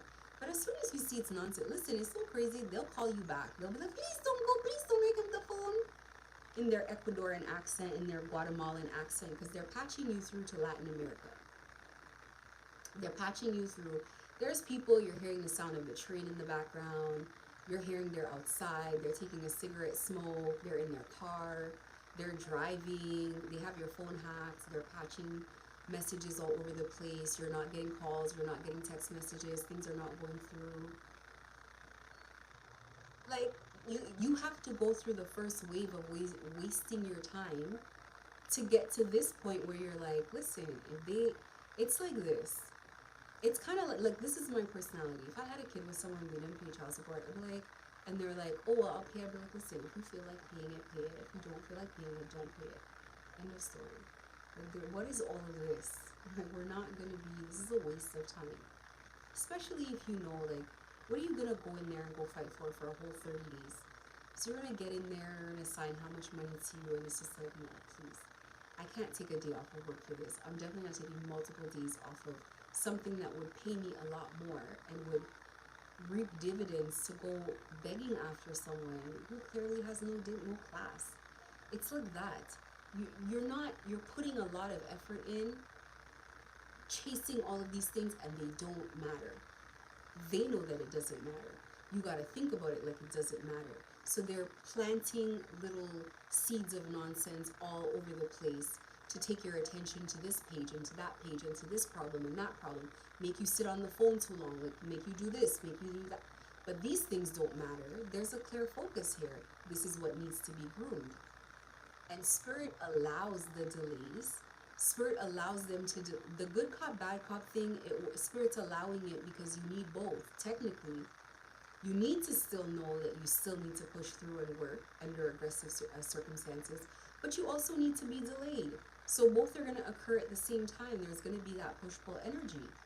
Both have to occur. You cannot be too relaxed and say, oh, well, it doesn't matter because things are not going to come together. If you didn't experience all this chaos, would you have the follow-through? Would you have the commitment to be able to do it now? No. Would you have the commitment? Would you have the ability to be able to produce something in gang stalking and under spell work? No. Why did I go through all this spell work? So you can know how to work in spell work. Why did I go through all this so that you can know how to deal with irritation? Why did I go through all of that so you can learn how to focus when your focus is being diverted? We could go down the list of all the different things that you have learned from going through this situation. And you need all of them. So that's why Spirit allows it. In the very beginning, I'm like, I used to pray and I used to get so mad. I'm like, this is only happening because Spirit's allowing it, because I know that. Spirit doesn't have to let you hear anybody's voice. Even you can shut the voices down. Spirit can shut it down. Spirit does shut it down every once in a while. It's like every once in a while, Spirit's like, okay, enough of that. We got stuff to do. And I realize that maybe they don't know you can't hear them. Because if you were to tap in there, they're still talking. They can't tell when you can't hear them. Maybe sometimes they do. They have to tap in to try to hear what you're hearing, and maybe that's when they hear like you don't hear them. They know you shut them out. But there's a lot of times they're talking to themselves. They're calling names and they're doing a lot of stuff, and it's like you don't know. So that's why I say they're speaking into your subconscious because you don't know. You can't really hear it. So it's really a thing where you might want to. It's really serious to not engage with them, please. Like because it's not. It's more childish stuff, and it's delusion, but they have no other recourse. Like, if they've been found out, they're still gonna play the same role. But what are they gonna do? Come and be like, "Oh, okay, you got me," and not have an opportunity to try again. They're gonna keep trying. They're gonna keep, you know. Sometimes it's like, oh my goodness, it's a heightened version of the beggar situation. It's just a heightened version of it. Like, oh my God. So, it is what it is. Um, if you are not too passionate and you are not too withdrawn and you can just be neutral. Neutrality looks like coming up to someone and saying, hey, you shouldn't do that. And they're like, no, I'm going to do it. And they start acting like, no problem. And you just walk away. That's how it has to be. Because you definitely can't fight with them and tell them all the reasons what, because they're going to do it anyway. And you definitely can't just not care and be like, hey, you shouldn't do that, and just like what? Because Spirit kind of wants you to like try. You know, you should try a little bit. I'm not saying be convincing, but that's what comes to mind. Just be convincing, because you might not care in real life. You might not care either way. Like you might just be like, I don't care how this goes. I don't care how this closes. I don't care. You know. So they don't want you too detached, but definitely not too passionate. Just doing your job, explaining things, saying the things that you have to say at the time you have to say it, remaining engaged with the process. Yes, you gotta remain engaged. You gotta remain engaged with it in a little way, not like where you're making this a huge thing in your life, where this is like what you think about when you wake up and go to sleep, but not that engaged. But you can't like, because I can disassociate. I imagine a bunch of stuff of us, can do that. Just kind of if you get over it too much, you'll completely disassociate. And that is not where they want you to go with it. They want it to play out. I've always felt this. They want this drama thing to play out. They want the storyline, even though they know this is unrealistic. They want all of this stuff. When all of this was happening, when I was going through the embarrassing drama in the last couple of weeks, Spirit didn't even say, hey, you know, there's going to be an illusion. Hey, they're going to want you to devil worship. Hey, they're going to want all of this to happen. They just were so relaxed about this whole thing because they just know you're never going to go through stuff like this. Like, it's just never going to happen. They know it's a struggle for you to even, like, want to, you know, if Spirit had asked you, it would have been difficult for you to, like, say, okay, yeah, I'll do it for you. You would have just been, like, drained of your energy trying to find energy to say yes, you'll do it. So it has to play out like this, but it's like, don't play too much into it either. If things don't work, leave it alone. There are just some things that they're just not gonna let it work. But that is how it's supposed to be. Do I always know why? No. I find out after, and then I'm like, oh, that was so genius, good. If we do it our way, we're gonna screw everything up. So God doesn't let it go our way. It's literally, God says it's just your thing, and it is. Give me a second here.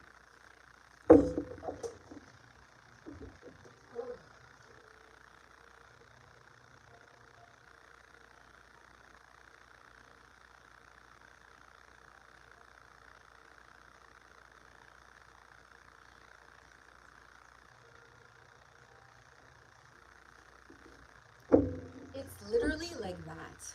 It's like having a kid. You've ignored this kid's tantrum for so long, and you're just like, oh my gosh, give me a second. Let me go take this kid off of the stove. Like, it's just the fight. It's the constant begging for the attention and whatever. The ineffectiveness of the whole thing. So anyway, If things don't work, just leave it alone. All of this is really pushing against you and what is natural for you. That's all it is. It's just pushing against your need for order, your need for things being systematic, you wanting things to just be peaceful. It's natural that anybody would want that, and it's just not how this is going to play out. You need to institute new rules as well as just become used to things that you don't like. So, first of all, I think all of us here work on patience, and I can see people visually working. I can visually see people working on their patience. I see it. That means everybody sees it too, where it's just like people are taking it slow and they're trying their best. Been there, done that. Now, if I snap on someone, I forgive myself and I will try to do better next time. That's how I take it. I forgive myself for doing it and I will try to do better next time. Every once in a while, somebody's gonna catch it. You know, high vibration is not perfect. That is what is called a wobble moment. It's a moment where you temporarily fall out of alignment and you get back up. You get back into your alignment temporarily. This is the second slip up where someone's tried to speak into my consciousness and I don't like it at all. This is how they try to control people's messages, as they do these kind of things. These are the kind of things we have to learn. Unfortunate as it is, this is a perfect example of where you're going through something and you can consciously see what you're going through, and every once in a while when you slip into it, you're thinking to yourself, oh my goodness, this is so annoying. But at the same time, it's like, this is the part you will beat yourself up about. You have to go through this. Somebody starts coming into your conscious awareness, meaning that you start hearing voices, for lack of a better term. And you're thinking to yourself, here we go. And it's literally the same energy that you just,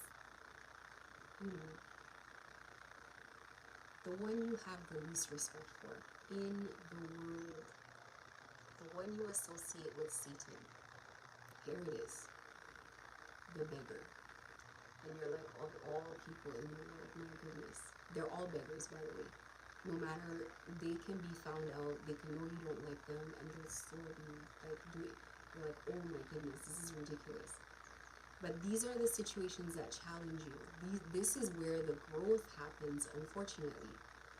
And I wish there were another way for myself personally, and I think we all wish there was another way, but that's where growth happens with you, is in situations that are pushing against you and that are forcing you to look at things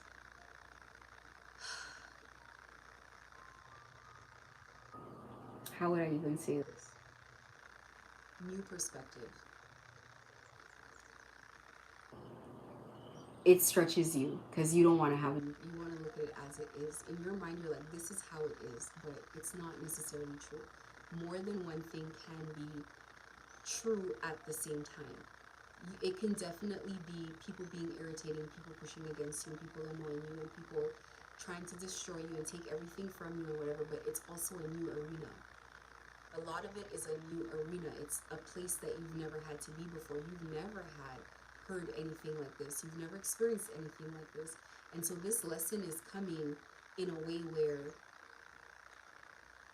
just because the energies that are teaching you are not your cup of tea doesn't mean that it's still not teaching you. There is still a lot to learn. So you really have to start pushing yourself to just say, I'm just going to learn. And the more you learn and the more you go with it and the more you try to push it, is the more you get to the point where you're like, oh, okay, well, there's a lot here. It's not just hearing voices. It's learning a lot about that. And no one is really teaching you, but life and the circumstances are forcing you, because you really have no choice. It's either that or be irritated. It's forcing you to learn. It's forcing you to grow. No one can really necessarily take credit for it by saying, although that's the new thing that they're trying to do, is take credit for things. It'll be like, Like, say you brush your teeth every day at 9 p.m. It gets to 9 p.m. and they were like, go brush your teeth. And you're like, what? This is how these energies are. These energies are thieves. They steal everything. Everything they have is stolen, down to the watch, the socks, the shoes, everything is stolen. It's all stolen stuff. So it's like the messages are stolen. They steal people's messages. They steal people's downloads. They steal people's ideas. They steal people's business ideas. They steal people's everything. So why don't even feel surprised by stuff like that? You gotta do what makes sense regardless of what. Don't get into an energy where you're like, oh, just because they said this and it was logical to do, I'm not gonna do it. Like, you can't look at it that way. You gotta look at it as what is logical to do. And secondly, you shouldn't be hearing these voices. You should be turning it off. You really should be turning it off, tuning it out. There's some times where, by virtue of you not focusing 100% in one direction, it's going to have the opportunity. And that's one thing I want to say about that. Your focus cannot be two places at once, not undivided focus. So if you're giving focus to one thing, it cannot be on what is happening subconsciously. Now, it doesn't mean that in the beginning, the subconscious stuff is going to have an effect. It's important to know that. Something is happening in it. That's why people say something is subconscious. You don't actively recognize it, but something is happening there. So if something is in your subconscious, it can still have an effect on you. It's just that you have to now start becoming aware that there may be a possibility. That's why I say you got to really look at all your behaviors. Why am I doing this? Why am I interested in that? Why did I say this? Why did that happen? And you got to start seeing like this. They're trying to act like your intuition now. They're trying to function as an intuition, as a gut feeling, because they see, well, damn, if we can't be friends with this person, if we can't talk into this person's subconscious, let's try to be this person's intuition, because that's what they listen to. Now you got to be common sense, because common sense is just common sense. You got to just keep working with what makes sense here. No one can create any formula. It can keep going and going and going, but you have to maintain your focus on what makes sense. And just continuing to block access. That's it. Continuing to block access. Continuing to learn from things. Continuing to recognize things. There is always going to come a day where you're going to see something and you're like, oh, well, that doesn't make sense. And then you're going to ask yourself, well, how long has this been going on? That's why I say be neutral about it, in a sense. Like, there's so many things that I've come to recognize over time, and I'm just like, oh my God, this was another nonsense, ridiculous plan. Okay, well, fine. And you just come to terms with it. Try not to lose your temper all the time. However, if you have a wobble moment, just get out of it. Forgive yourself is what I'm going to say, because you're going to be like, oh, I should have known better and this and that. Yeah, you know better. Yeah, whatever, but it's normal. You can know how to do something all day, all night, and still have a wobble moment. So it's just a wobble moment. It's really what it is. Just set your priorities and move on with your day. And all of us know what our priorities are. You know the things that you have to accomplish. You know what you should be paying attention to. Priorities will change. What used to be a priority at one time is not going to be a priority anymore. The priorities are going to change as your situation evolves. And that's it. Set your priorities, know what your non-negotiables are, and then just move on from there. Do not engage with them in any way. It takes some time if you have engaged with them before. It's life. Everybody here has a lot to be embarrassed about, so don't feel like you have to be embarrassed about, the fact that you snapped on someone or said something to someone or responded to something. Wobble moment. Get back up, move on, go. That's it. Stay meditated and in prayer, and the degree to which you allow yourself to meditate these days might differ. And you got to do what makes sense. You got to roll with the punches. You have to adjust to what is happening. You can't continue on to the same behavior that continues to manipulate you. if you won't listen to the voice consciously, they'll try to like come into a meditation and try to pretend to be like, you know, God giving you a message and whatever. Look, just we're dealing with desperation, so just know that. Enjoy your day and just know that nothing is actually happening to you. I've seen things happen to people from slower. Things are not actually happening to us. We bounce back from things and things that just don't touch. And that's it. Everybody has to present, they always present this thing of like, oh, we're ahead of the game and we casted these illusions over you and ha ha ha, you're the laughing stock. Nothing is actually working here for these people. If it was working, you would not be here in perfect health, in perfect composure, looking like yourself, feeling like yourself, continuing to walk forward, continue to move forward. Nothing has worked. And you gotta know that. That's the point. That's why there's no point in being afraid of anything now. Is it to say you're not gonna be like taken aback, you're not gonna be nervous of certain things? It's when it's a new arena, when it's things you've never seen, yeah. But like everything else, you get used to it, and that it is what it is. You get used to it. Having people, listen, I kid you not, like having witches congregate in your house back and forth, running up and down the hallways and doing all this craziness, waiting for you outside the elevator, like, it's just like wow. Like, yeah, it's kind of ridiculous, but it's like that's what comes with the territory.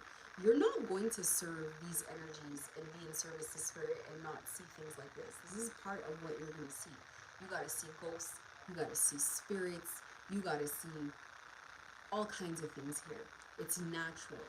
There's no way you're going to get out of here and it's going to be like a normal human experience. You're going to have a lot of like abnormal things happen, and it's just like it's part of what's happening here. So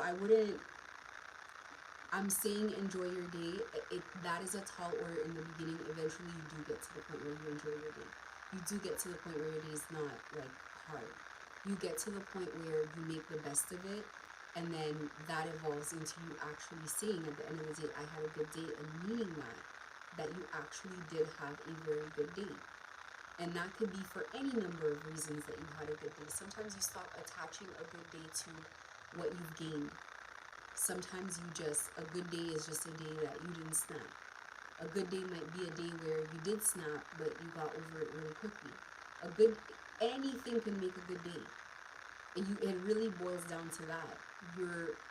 I think the bulk of us here, God still finds a way to take care of you. God still finds a way to make sure you eat. God still finds a way to make sure that you're taken care of. And wherever you find yourself, you just gotta know, like, you have to find yourself here, because that's a part of the journey. Not the journey, the job. It's a part of the job. We are literally like the human embodiment of a spirit or multiple spirits. Like, your spirit's vessel. So why would you think that anything's gonna happen to it? Like, huh? Everything is pre-planned. Everything is pre-planned. Like, everything works exactly the way that it had to work. This is how they want it to work. There are literally no mistakes. Like, the more I think about it, I'm like, yeah, the spirit is not making mistakes here. Our entire lives have been managed by spirit. Spirit placed you with the people they wanted to place you with. They put you in the situations they want.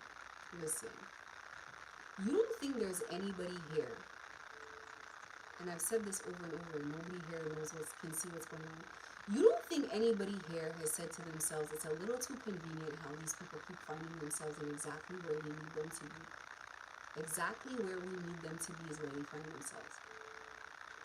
Like, they're going to find themselves in the company, in the town, with the people, with the followers. It's always going to be right place, right time. In their mind, in the beginning, they'll be like, look at how God works. That's so crazy. I don't talk about crazy. I've tried. You can't manipulate God. I've tried. So I've been like, listen, every time I try to go to, let's say, a directory or do something, I'm gonna always find the game stalking company, no matter what. So let me go to the 11th page of the directory. Oh, really? Yeah, those were big game stalkers on the 11th page. Like, and I'm not, I don't know if it was really the 11th page, but I'm trying to paint a picture here. Soon as you meet them and you walk in and they give you that little devilish smile, you're like, oh my God, how did this happen? I was really specific about this not happening this time. Here I am again. You can't get out of it. You can't escape it. It's like if they don't look for you, you're gonna find them. You know how many times I've had of that? I avoided it. I got out of it. I got away. Drove right into them. And I'm like, oh my, I didn't even intend to. My brain just said, okay, stop over here. Because you don't want to go to there because they're going to know you're going to go over there. Da-da-da. Here I am. You walk in and all the little demonic faces look at you. Because all of them have the face of that entity. That entity has that smile when it sees you. It has that smile. So all of them look up at you and it's all of them. And you're like, here we go again. And you just get to the point where you're like, it's not a coincidence. This is not a coincidence. How do I keep meeting these people? This is not a coincidence. And Spirit's just basically saying, because we need to meet everybody here. If it's a cleanup job, it's a cleanup job. So sometimes it gets to the point where they don't want to meet you. They stop wanting to meet you. As soon as they hear your voice, if they see your number, if they see your car, it's like they're like, no, no, no, not me today, not me today, not me today. There are those that are like happy, like it's their turn, like, yay, it's me, like I met this girl. There's a lot of them, they'll hang up the phone, they'll block your number, they'll do all kinds of things because they know what they participate in, and they just don't want to, they don't want to meet you. It's the truth, whether you know it or not. Whether you are aware that this is happening in the background, it is the truth that everybody you meet meets God. And long after you've gone about your way, they have to now, God is still in their energy because God's like, yeah, we need to talk. I need to talk to you. I need to reach you. It's how it works. Now, this is why I said in the beginning, God devises this. God didn't devise it because this is what they do. They game stalk people, but it's almost like God wants to meet the people that are racing towards you. However many are fighting to be in your energy per day, God is like, great. This is the part I feel like at this 11th hour that I still don't understand. Like, I'm trying to work it out. Like, why are you trying to rebind to this energy that did a number on you already? The first binding wasn't enough. You got enough steam. You got enough, I'm not saying gas in the tank. You got enough steam left in the tank for round 2 of this. It's because old habits die hard. It's because this is the only way people know. It's because this is their spitfire reaction. But when they need to sit down logically, they'll be like, I don't know if I want to do this again. Because you're binding to the wrong energy. Like, anyway, I don't know the personal circumstances and the full stories, but they're going to continue trying to rebind to you. Even though, you know, it didn't go good the first time. Spirit does not even need us to be like, to know spell work, any of that. Maybe they do to some degree. Maybe they want us open to magic, I feel like. But as far as doing, like, they do not seem like they care about whether or not you, like, you do this and you do that. Like, they're not trying, not really. Like, because Spirit's the one doing the work. You don't know. I've come to the conclusion you don't know what Spirit's actually doing out there until you step out there and you see things or you hear things and you're like, whoa, all of this? I didn't even know. Because it's not, so a lot of it, some of it, a lot of it is like you didn't even have to meet everybody, but there's still people paying karma that you didn't even meet that you don't know. Like, It's like, people like that is just like the craziest ones that think that you're out to get them, and you're just like, who are you? We're truly not doing this, and people think that we are, but this is part of the job that you gotta stand in place, and people are gonna say that kind of thing about you. People are gonna be scared of you. It sucked in the beginning to go from being well liked to like people being afraid, like genuinely nervous of you, and then again it's like everything else, you get used to it.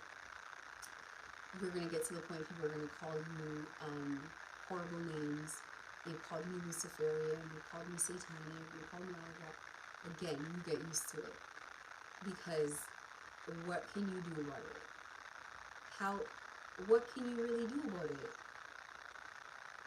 You can't do anything, and you didn't do it. And I'm just not one of those people who just like is gonna continue explaining things away. It's just like, it is what it is. It's like, Spirit does not need you to do much here. We could have gotten through this entire thing with a high vibration the exact same way that we started. And they would have done their job, and we would have never really experienced any of this. High vibration cuts everything off. Everything. Nothing works. Connecting telepathically, people coming, like all of it, it does not affect you. It's not like you're not aware of it, it's just like, it doesn't matter. You get into your high vibration, you don't even have to bring the incense for them not to come in your ear. Like, it's just, it is what it is. You'll do it, they'll do. And you just naturally go back to normal. That's the thing. And that's where you want to be. You just want to be where it's like, I'm just going to have a blanket over my head and go to sleep. Because it's not that you don't care. You prefer it not happening. But you get to the point where you're just like, but what is it going to do anyway? So you get back high vibrational. That's it. You can't miss your stop because they won't let you. Spirit will not let you miss anything. And I'm not saying Spirit will not let you miss anything because like you need a message, you need a download. No, you're just gonna do it, and you're just never gonna know how. How comes I ended up with this company? How comes I ended up, all my followers were these people? How comes I ended up with this doctor? How comes this and how come that? And how? Because it wasn't natural. None of this is really natural. This is Spirit preparing a table. I've come to the conclusion that I can't miss whatever they have me on because they're not gonna let me. They didn't ask your permission to do any of this. They're just, the right information comes at the right time. And it comes in any kind of way. Trying to brace for it, prepare for it, all of that. Spirit doesn't need to give you any downloads. They need to talk to you. Truth be told, if I'm very honest, they don't need the meditation or the prayers either. They don't need any of it. They don't even need you to agree. You'll just go through what you're going through and you'll get out of it. They don't need any of it. They could have just had you gang stalked, completely unaware. Everything would happen. You would see it in hindsight. You would just be standing there like, oh my God, what happened this whole time? And then you'd come out of it and Spirit, it would be the same thing. They don't need any of it, but we're doing it for a reason. You gotta be a part of this one. You gotta be into this one. But I wouldn't worry about you missing the boat and things not happening. You get relaxed over time. I would say relax into this one. Now, old me, or because I am rapidly evolving, okay? I talk about that movie Species, where like the alien was on the roof hatching at like 12, and by 6 p.m. it's jumping across train stations, and it's pregnant at midnight. It's like that. Like, your growth is rapid. You don't see that it's happening, it just happens. All of a sudden, things change, things occur. As you're going through this, just relax through it, because it's not going to change. Not going to change. I wish I had this attitude the whole way through, but if I had this attitude, I feel like maybe they wanted me to just walk through like this. Maybe they wanted you to walk through like this, being panicked, being worried, being all of these things, learning how Spirit works, learning how Spirit communicates. And after this is all done, who knows what it's going to be like? Who knows how Spirit's going to turn around over it? We don't know. This is some really weird stuff going on here. for our situation, I can't see. I want to say for the collective because everything has happened for the collective together. I want to say it's pretty much done. I can finally see things from Spirit's perspective where they're like, it's done, but it's not done. So you're like, how comes I'm feeling like it's done? It's because energetically it's done. It's complete. The job's done. I don't know. There's something in the air. You can feel it. The job is done. Whatever has to happen. Old me would be rushing and panicking and doing all of this, but new me's just like, look, I don't know. Something about this feels. This is cooked. This is cooked. I don't know why I say that, but I don't know why I say half the things that I say. So if God's saying it's done, it definitely feels done. And it definitely feels like, excuse me, there's no real emergency here, no matter what's happening around you. I think that even if we were having trouble with getting to high vibration, Spirit is just going to get you there. Spirit turns everything on and off. If you're experiencing something, they want you to experience it. You think Spirit cannot block somebody's voice out from your head. You think Spirit cannot block people from you. You think Spirit needs any help to block people from getting stalking you. How quickly do you think Spirit can send a message to make people stop? If Spirit wanted people to stop on the onset, within the first 3 days, it would be such a massacre that people would leave you alone and never talk to you again. Because Spirit does not need help to do any of this. This has been a trek for a reason. Trust me, it's been a trek for a reason. It's not enough. I can't speak for everything, but it almost seems like Spirit's like, no, you're gonna suffer through every ounce of this because you need to know what it feels like to be gang stalked. And to me, it's almost like, it almost feels like people are being gang stalked in spirit. Like, there's no peace, there's all this chaos, things are falling apart, there's this like persecution constantly, there's a whole bunch of triggering, demeaning behavior that has happened to people here. There's all of this stuff. Sometimes I look at things and I'm like, no, Spirit's triggering these people. Why are they doing that? They're triggering these people. They're doing it for a reason. Because that's what they've done to other people. Sometimes I'm listening to the reading and I'm like, oh my God. I'm laughing, obviously, because I laugh at everything. So people should not take that personally. I find things funny. But it's like I'm laughing at it because I'm like, this is horrendous. Why are they talking that way? It's like somebody will be doing a reading and Spirit will just yell, somebody here's a prostitute. And I'm like, it's not even relevant to the reading.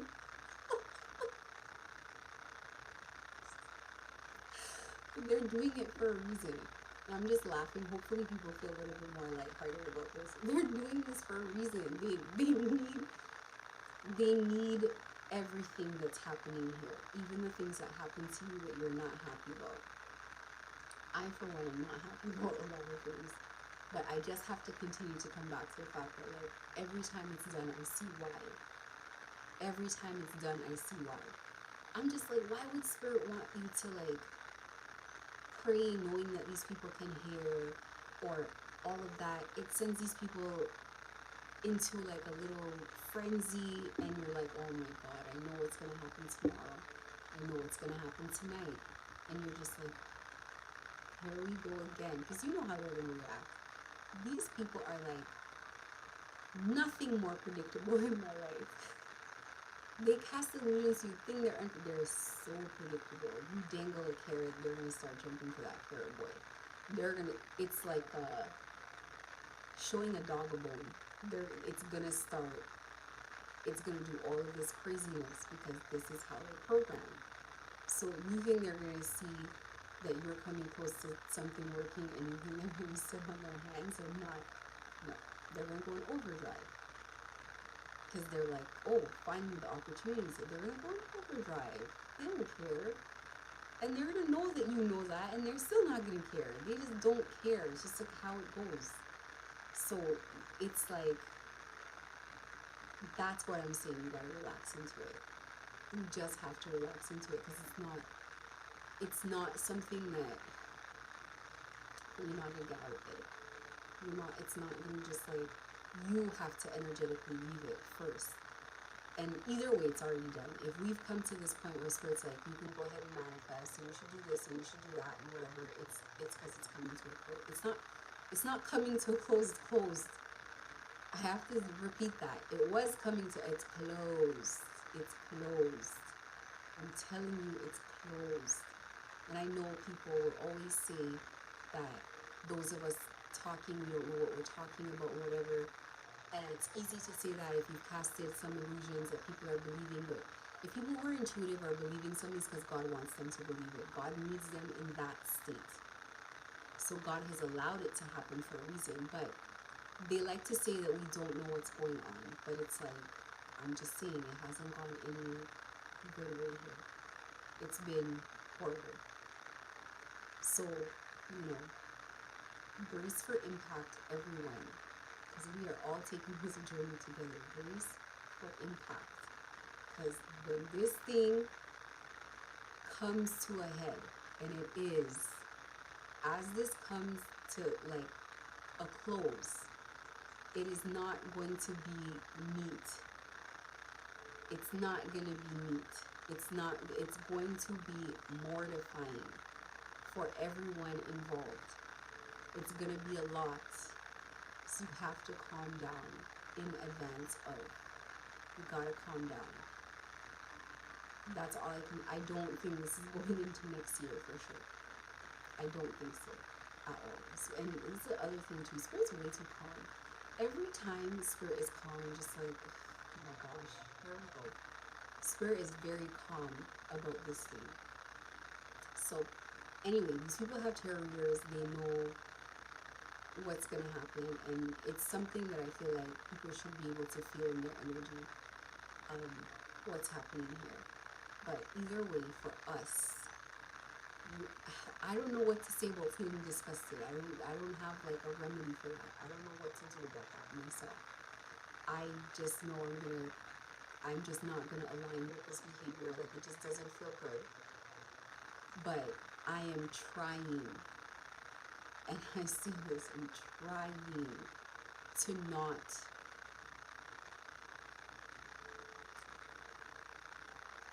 to take this advice that God's giving. I'm trying. It's not easy advice to take, considering, but this is what makes it about getting a hold of yourself. And possibly this is the lesson that you had to learn. Because like I said, we could have gone through this entire thing not knowing what was happening. Probably wouldn't even know you were getting stalked, and God could have cleaned up the mess through you. I think God's been doing that our entire life. But the part of being aware and facing every different part of it, it's part of the awakening to who you are. We are in a very weird, it's accepting a very weird reality. Just accepting that, like, there's, even for you, there's something going on here. Even for you, you're getting to know who you actually are. And you might have suspected it, but it's like in your face. It's in everybody's face. It's in everybody's face. So this is part of that, not being given a choice. Because if you were given a choice, you would definitely be like, no, absolutely not. But not being able to deny what's going on, who you are, who you are in the spirit, what you're here for, like just accepting it, because like this is what you're here for. This is what we are here for. And when I say this is a job, I don't just mean like God just found you on the street and like signed you up, because I mean like this is literally what you were made for. This is what you're here for. This is not your first time, and this is probably who knows what lifetime you're on. We've been doing exactly this way. And the way Spirit handles every mistake that you make and every reaction, it definitely is indication that they know you're going to react like that. And you probably react like this all the time. They know, because they don't have really a reaction when you're like that. It's kind of like, Possibly they see it all the time. So one other thing I want to say about this high vibration thing. People think high vibration means like you never get upset. Not true. High vibration does not mean that you're not going to defend yourself. High vibration does not mean like you're going to put up with absolutely anything. That's not what it means. That is not what it means. A vibration is an energy. Somebody in a high vibration is not depressed. Somebody in a high vibration is not in anxiety. Somebody in a high vibration is not in fear. Somebody in a high vibration is not hateful. Vibration. It doesn't mean that a loving person doesn't, or a person in a hopeful energy, let's say, is not going to spiritually defend themselves, is not going to get upset, and that's not even about being wobbly. That's not about wobbling. That's about being a human being. You can be very much believing in yourself, your hopes and dreams, and still have to put somebody in your place because it's appropriate to do. The way you do it is just different when you're vibing high. The way you do it when you're vibing back high is the difference. So if you're vibing low, you might be out of control of yourself, you might be in a rage, you might be lashing out. But when you're vibing high, you're going to do it maybe in a much more controlled way, in a much more matter-of-fact way, without having to like go too far. But you're still going to do it. You're still going to, you have no choice but to defend yourself if people come for you. You have no choice. Spirit's going to be there for sure. Spirit knows, like, Spirit knows all of that. So, but you still have to, I don't want people to get to this point where it's just like, oh, well, now I'm in a high vibration. I'm just going to let people walk all over me and I'm just going to, no. You just have to, the high vibration has to do with trusting the process of what is happening here. Trusting spirit. Knowing that you're going to be okay either way. You're not going to be okay. Everything that is for you is going to come for you. Spirits do not come here to sit in a vessel in poverty. When do you know powerful spirits to sit in a homeless shelter or on the side of the street? Spirits do not come here for things like that. That's not how spirits live. Demons don't even want to live like that. Demons come here and they're like, listen, you don't have to be broke, right? Let me show you how. Before you know it, you guys are sitting somewhere. You might be sitting, somewhere that you might not have thought, but no energy that is worth anything is going to want to come and experience life as a human being without the sweetness of life. So, no, you're not. Nothing's happening because they know nothing's happening to you. They have to have this front. You think they're going to come here and be like, they were crying, but you think they're going to have that front. It doesn't mean that you know when their heart's racing. You know when they're in the panic. You know when they don't want to do this.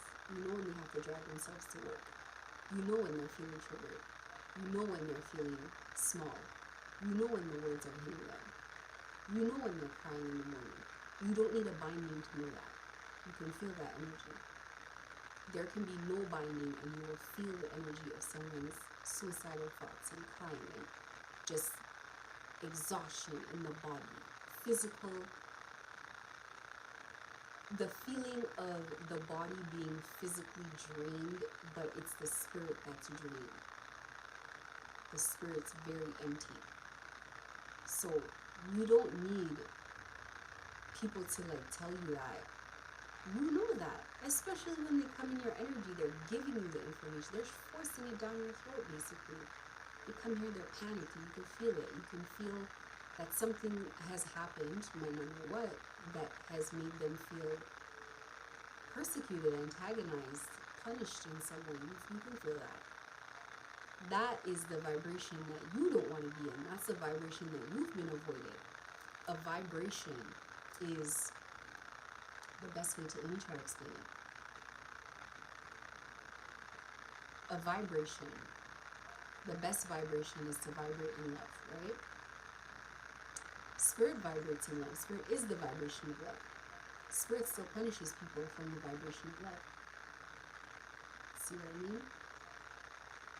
Spirit still gets irritated from the vibration of love. Spirit still sees things that they don't like from the vibration of love. The vibration is different. Vibration is different than an act. Vibration is different than a mood. Vibration. A mood comes and goes. You change moods all the time. Vibration, you cannot pretend. You gotta do the work for a vibration. Vibration, you cannot pretend. You can cloak in someone's energy and you can act like them, but their vibration, you cannot mimic. You gotta do the work. You gotta suffer like them. You gotta get back up like them. You gotta fight like them. You gotta have their energy, and it's not, spell work cannot do this for you.